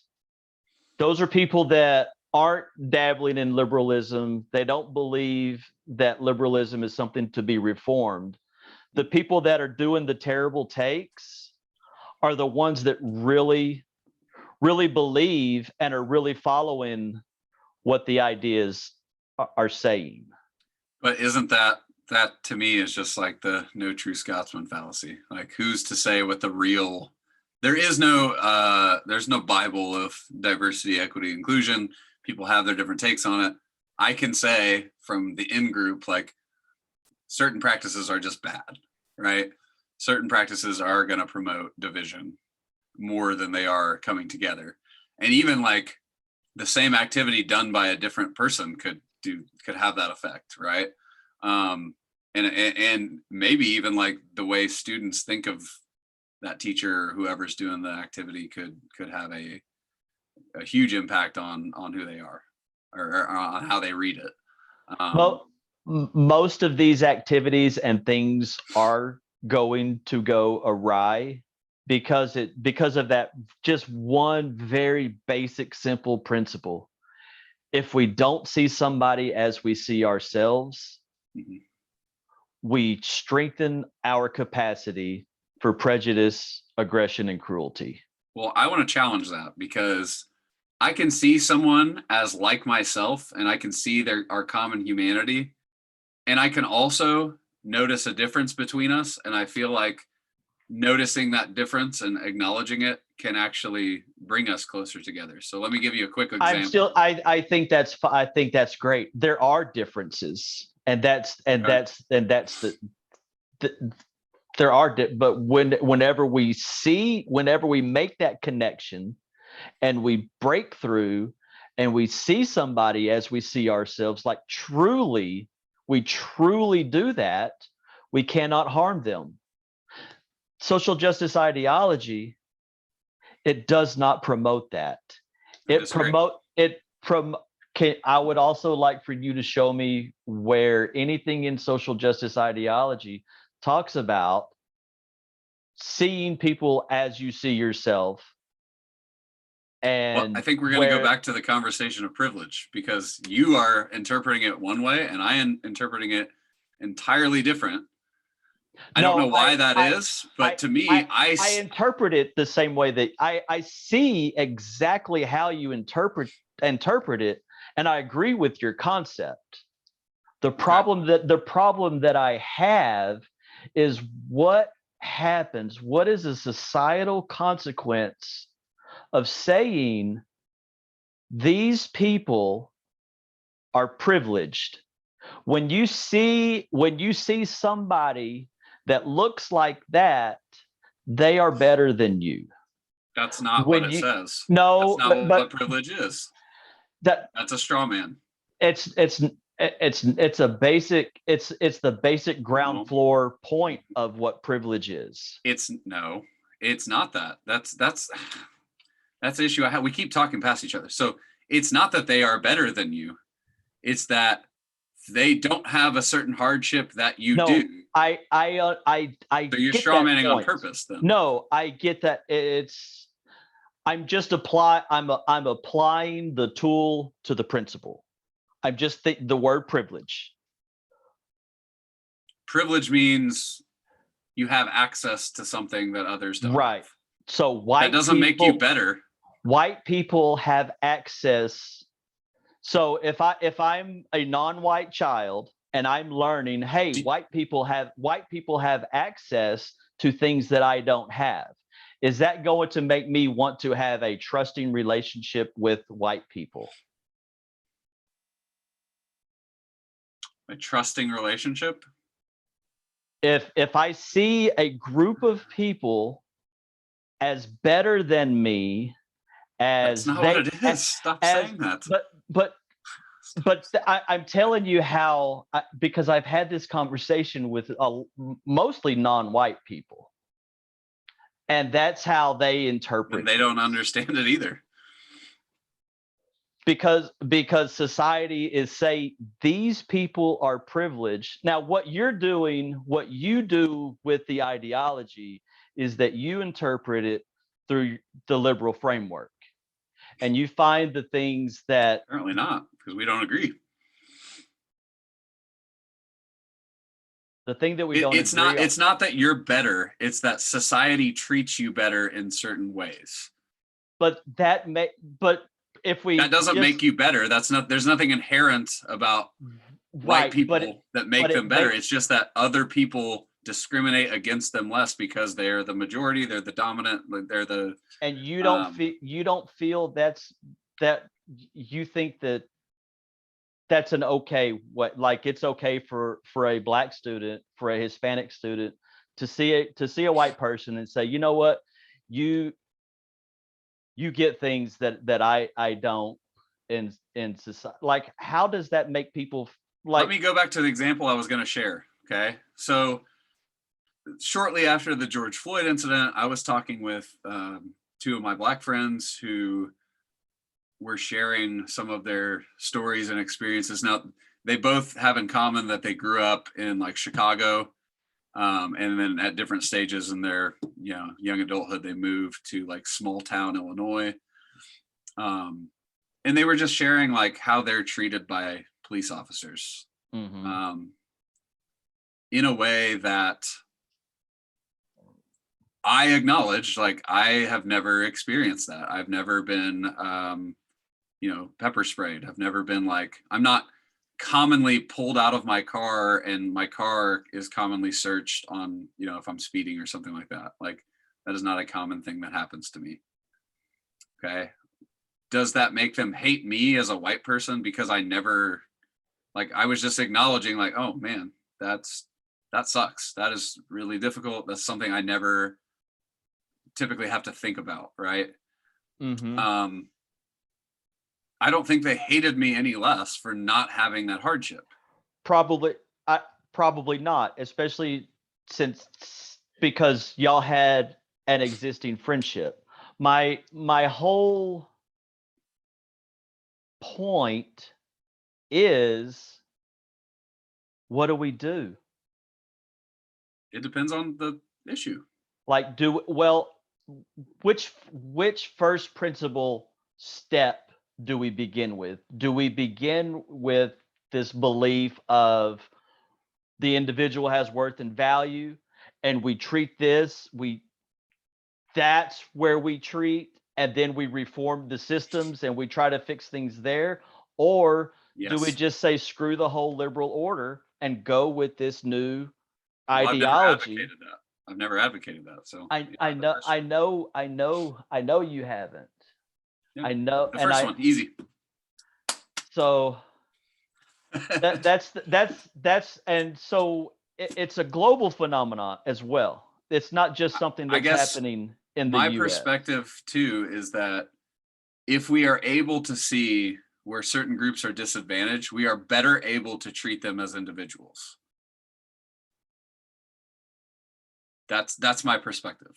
If we acknowledge that certain groups have hardships, again, it goes back to the idea of, if you are on top of the hierarchy, we have this like survivorship bias sometimes, right? Where we look back and we say, well, anyone could have done what I did. And that's not always necessarily true, right? Who's on when you say top of the hierarchy? if like, you know, what does that mean? Someone who's doing really well, have a really good job, something like that, they're really successful, right? Even if they came from like one of those lower income quintiles where their parents were worse off, right, and they've climbed the income ladder in their own adulthood, a lot of times they'll look back and they'll say like, anyone can do this. If I did it, anyone can, type of thing, which is not always true, because again, depending on where you come from, like you could have been from a lower income bracket, but you could have had a rich uncle that hired you to his company, or you know, you could have been a lower income individual, but you went to an innovation school that's doing really cool things and bringing in community partners for you to network with, and giving you cool opportunities for AP classes or whatever, that's pushing you on the college track and things like that. So to me, I don't know, we have to avoid that idea of anyone could have done it, because it's just not true. Like, yeah, that's not a, so. And we justify people being treated worse when we have that attitude. We think that they deserve to be where they are, when in reality, statistically, again, we have this concept of stickiness at the ends. Like, if you're born poor, you are very likely to stay poor. And I will move say, up maybe one income bracket. I will say that if somebody's like, well, you should have, you know, just not caring like that, just like, I did it, you should have, and just kind of, that's not honoring the dignity in that person. I agree. That's not seeing that. That's not. So what you have a problem with, and I have a problem with, is bad behavior. Yeah, but I think like, so we tend to do this so often psychologically. There's a whole book about it. That it's really tough when we're challenged on it. And it doesn't matter what it is, but like, that's sort of what white fragility is about. It's this idea of, we don't want to be challenged on these things that we think we have the success, and it's our own merit. And a lot of times, you know, that could be true, but a lot of times it isn't. And there are a number of factors where if somebody else were given the same circumstances, they could do the same thing, but they're just not. And so I don't know. And I see those, I that process and those books, and like, it's just, it's the treatment seems to be internal turmoil, and maybe the person will figure it out and be a nice person. I mean, that's what you're doing, right? Empowered Humanity is trying to get them to figure out when they're being a mean person and make them a nice person. But I have 6 attitudes and practices to do so. Whereas, so like everything else, there is nothing. The reason why the way that I got to working on empowered humanity theory is I would go to these trainings, I would go to these meetings, and there would be nothing. There would be nothing of substance to do. And I kept hearing this thing over and over and over: root cause, root cause. We got to find the root cause. You got to find the root cause. So I started studying just basic novice evolutionary biology stuff. Mm-hmm. And I came across like, it's the othering. Mm-hmm. And all human beings, we all have this capacity for prejudice, for aggression, and for cruelty, because that's part of our survival wiring. And whenever we see another human as an other, or as somebody that has more or less resources than us, it strengthens that prejudice capacity. And whenever the prejudice capacity is strict, that's where those acts of racism, like when I mistreat somebody, when I do racism, it's because of that strengthened capacity of prejudice. Mm-hmm. And when we are systematically programming to see people as a part of a group, and see somebody as an other, we're just going to keep doing the bad stuff, and the data is going to be bad, and the discrepancy is going to be bad, and people are going to be pissed, and humans are not going to be increasing their well-being. And that's so I think we disagree on what constitutes othering somebody. That seems to be the core issue here, because again, I am looking at my experience, I'm looking at my privilege, I'm looking at it from my perspective and what I've learned, and that has helped me so much to understand people of different races, people of different income brackets, people of different genders and sexualities. And for some reason you're not seeing that, and I don't know how to convince you, but I see. I understand. I see you doing those things, and I see you. What I'm applying the rule to society.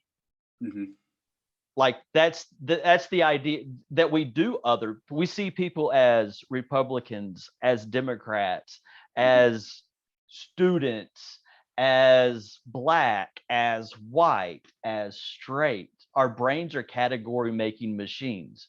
We automatically do this. We automatically make those assumptions about people.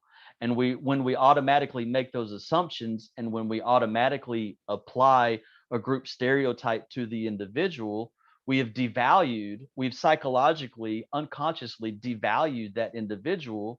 And whenever we do that, we create the basis to do that person harm. So right now, on a society level, we are constantly harming each other and building our systems on this, because we don't value the individual. Yeah, and I just think that helps me value the individual much more. So, and that's you working through the truth, and that's you living according to your personal values. That's not what the ideology is doing. I firmly believe there is no the ideology. There is. There is an ideology. There's a new ideology over the past 5-10 years that is in every single institution, that is in our culture, that is in every single HR, and is in a lot of people's hearts and minds. To treat people right. No, it's to treat some people right, not to treat all people right. And I've been told that by white women. I've been told by people that, yeah, you deserve that story about me not getting jobs because of my gender and ethnicity. They're like, yeah, that's how this works. That's good. So we're building, not you. It's another personal anecdote I can't refuse. Not you, but society is putting these systems and these structures and these ways of treating people out. That's the idea that schools are putting in place, equal outcomes, where these are the ideas that we're putting forth now.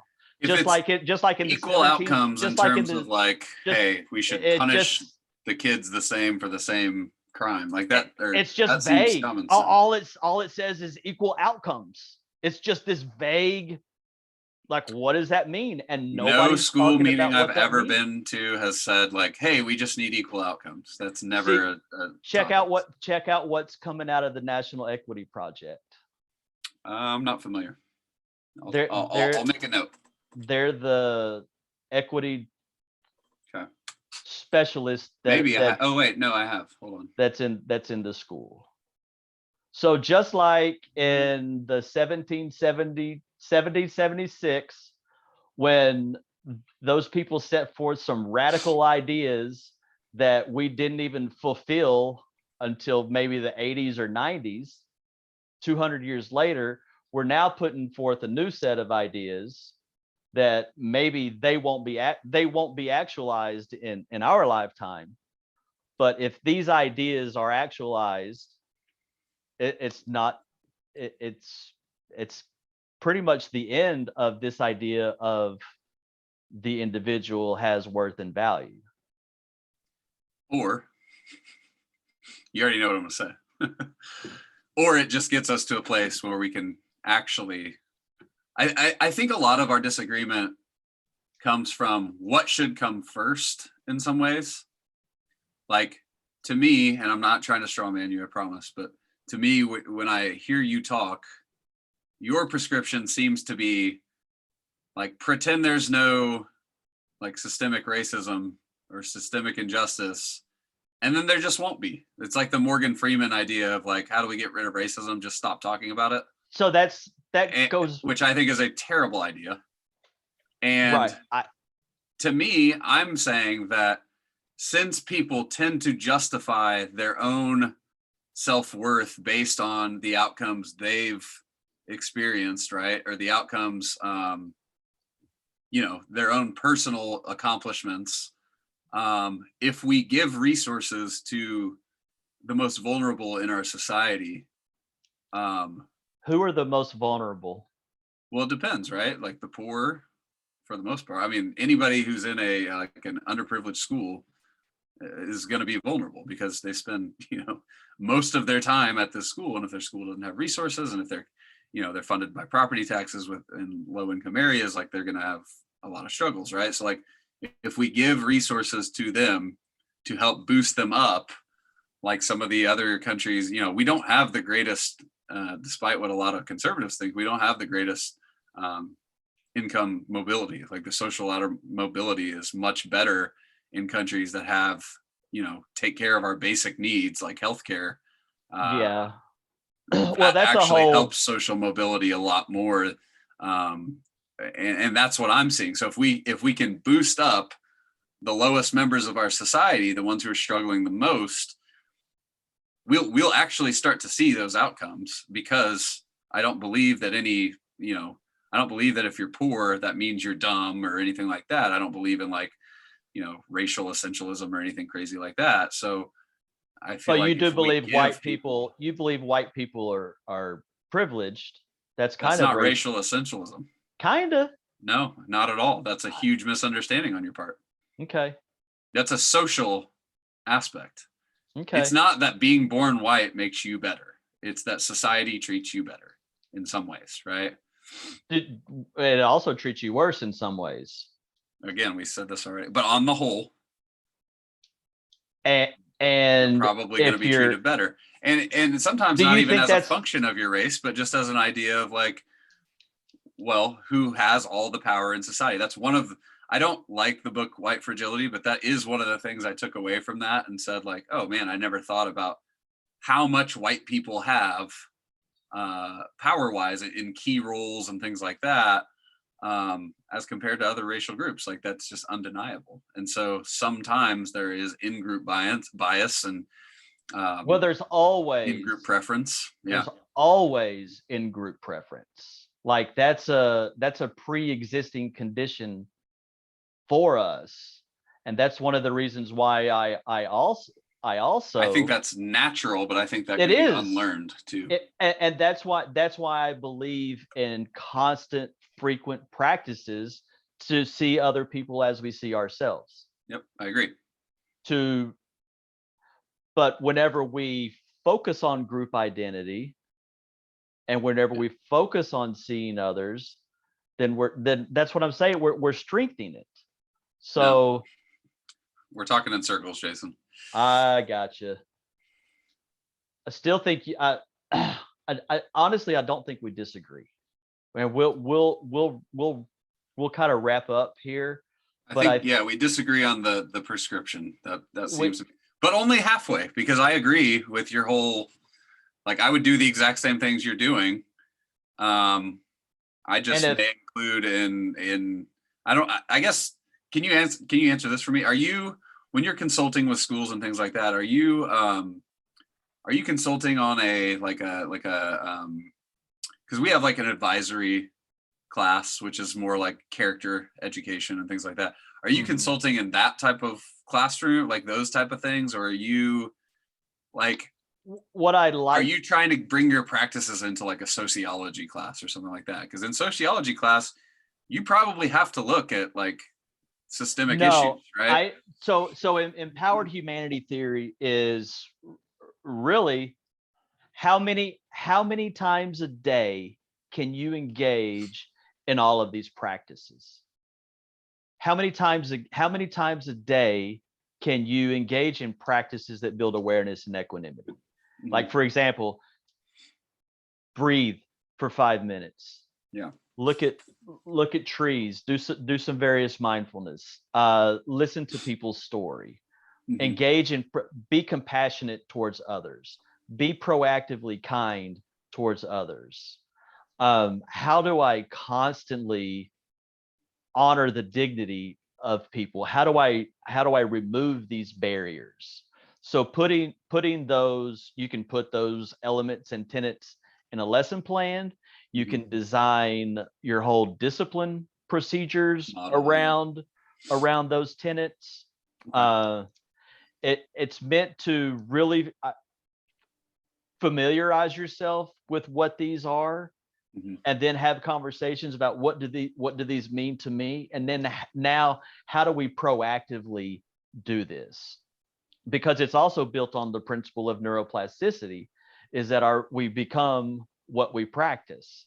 So if we are practicing honoring everybody, if we're practicing disrupting our mindsets of fear and judgment whenever they limit our potential or limit the potential of somebody else, if we can be proactive and take those steps and then design our systems based off of these ideas, then we are neurologically wiring ourselves and neurologically wiring society in a way that they're going to be resilient and peaceful, and they're going to interact in ways that we wish we could right now.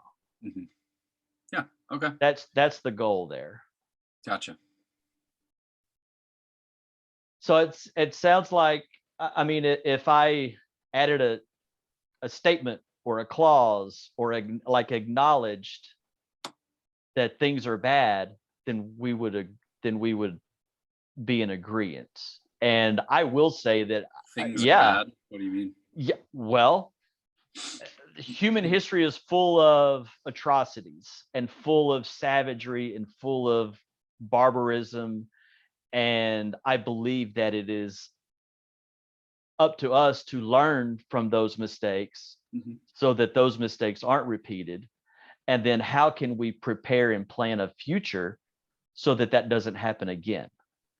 And when I see us in a state of really intensified primal tribalism and this clamor for nihilism, and the main tool that we are, there's a lot of nihilistic and nihilism in the culture.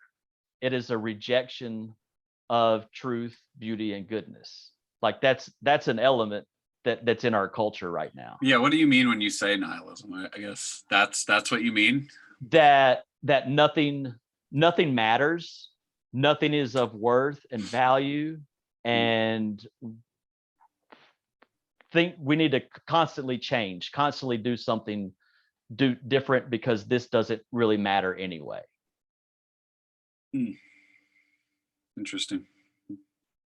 Yeah, I don't know. I don't share that opinion, I guess. No, I can tell you don't. I can tell you don't. But that's, and what a lot of people are discovering is that, oh yeah, this is something that it seems like to me, if you were really nihilistic, you would be more on your side, because why change anything if nothing matters? Well, that's not what I'm saying, that everything matters. I'm saying so that, why do people on my side have, like, what is nihilist? I don't get it, I guess. How can you be like pushing for change and, you know, if nothing matters. That, like, I don't know. I don't think that. I don't get that that's either. a popular view. So I don't. So where did you come up with that to put that on the social justice side? That's what because that's what's in the culture, and those are I would say those are from looking and being, and from knowing that truth, beauty, and goodness are rejected right now.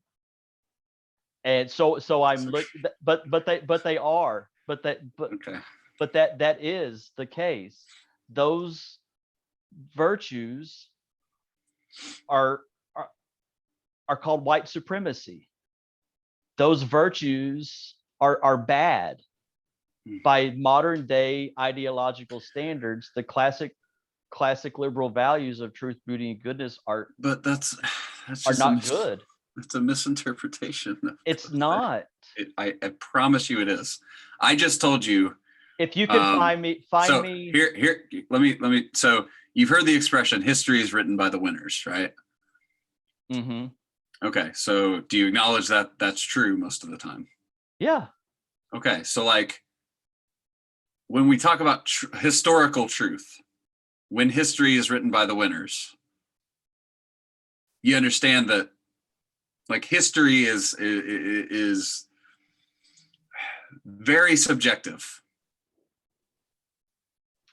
Yes. Okay, so you're undermining truth right now. No. Yeah. I you are. You're on my side. Come on over. I'm saying. You acknowledge that beauty. Do you think beauty is objective? Yeah. But so it's still something. You and I are going to agree on all. We're going to say all the same things are beautiful and all the same things aren't, because that's what objective means, right? No, but it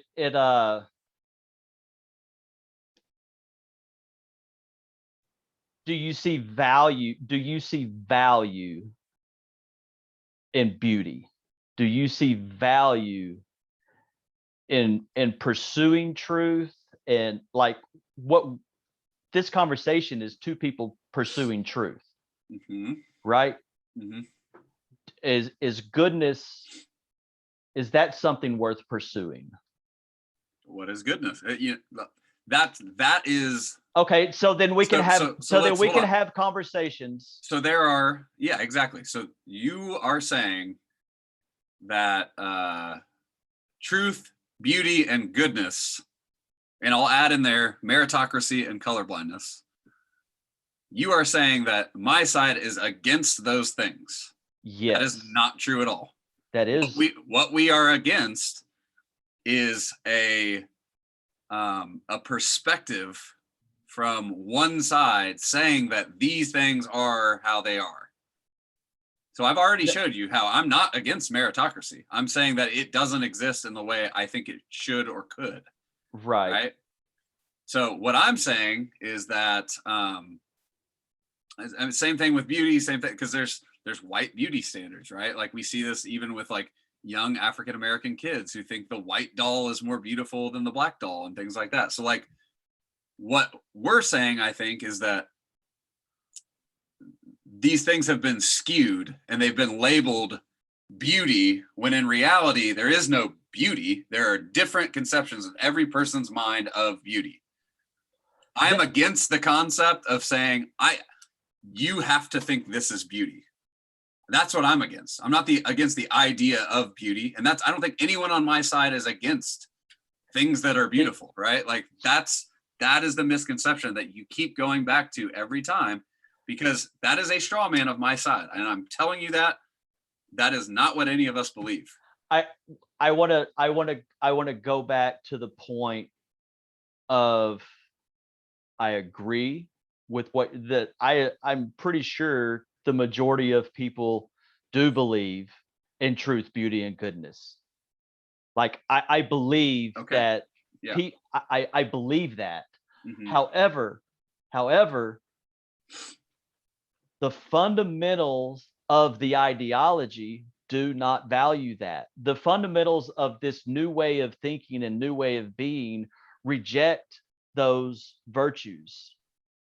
So if those virtues are important, and I see you shaking your head, and I know. I'm sorry. Like you keep, but who cite me someone who is saying I am anti-beauty? Like what? I am anti-truth. I don't even want to know the truth. Nobody is saying that. They're saying that truth. You said it here, that the concept of truth, it's not here. I'm saying there are some instances when we talk about personal interactions. You just agreed with me. When we talk about history, there is no the truth. There is a version of history that we see. I think that there is the truth. Okay, sometimes yes, sometimes we yes. may not. Not We all don't. the time. We may not know it. And see, that was my point earlier. I told you earlier, we don't have access to it. That's a huge difference from saying truth doesn't exist. If we keep trying, maybe. See, so that's a difference right there.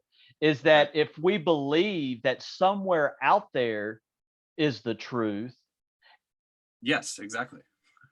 But we may not be able to access it because we don't have, videoed interactions and right. For things that happened 300 years ago. Right? That's the key. That's the big.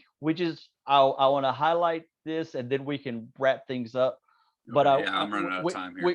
We found something there of what truth is. It's an acknowledgement that it is out there, and it is up to us to engage and to stay engaged until we find it and come upon it. But that's not how things are being talked about in this. And I'm sure we'll have a lot more conversations. But from I hope so. From visiting with you and hearing and getting an understanding of what you're thinking, I don't see you aligned with the ideology really at all. I see it as.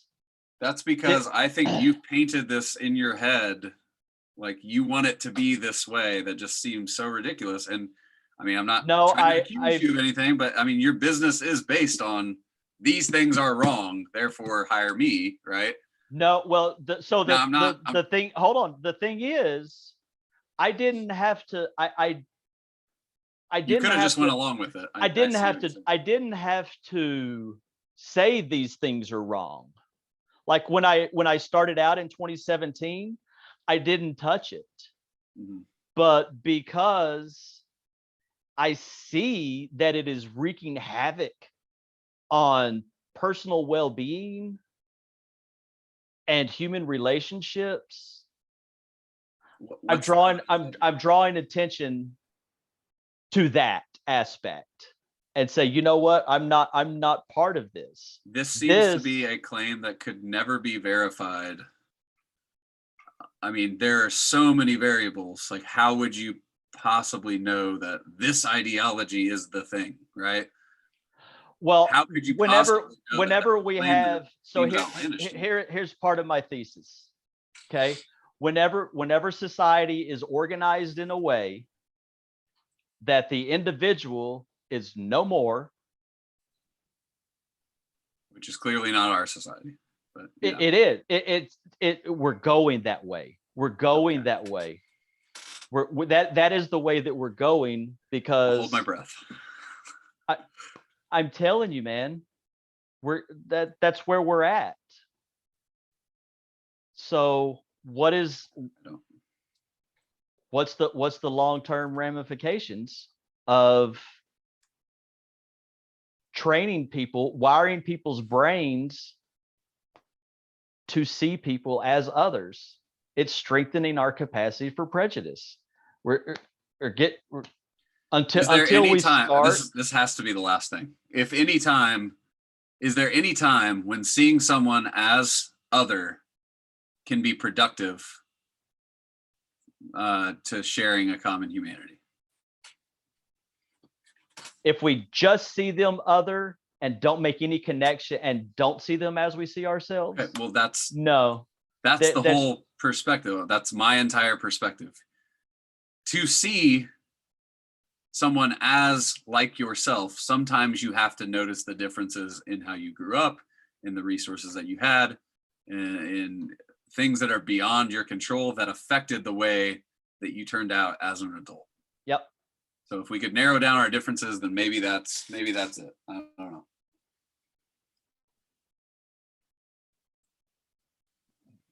Maybe so, but I really don't even know if I see that as a difference. Yeah, just to, I don't know. Because like I said, there are clearly differences, but the key is, do we connect with each other in a way that shows I value you? Mm-hmm. That's the whole thing. Mm-hmm. And right now, that's not what we're doing. That's not what society is doing. Society is not sending messages of honor the value and worth of everybody. That's not what it's doing. Well, next time we talk, I'd love to hear evidence of that. Of what? Of the way that society is doing things. I just don't see it, I guess. So you see that we're valuing the individual, and that you see us as a dignified society? In some ways, yeah, sure. Mm-hmm. Okay. All right, man. Well, it's been real. I guess we can wrap it up there. Sounds good. All right, man. I hope you have a great rest of your day. I'll stop recording here.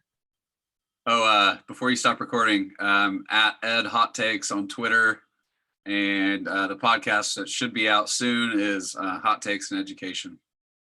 Right on, man. Thank you so much. Thank you.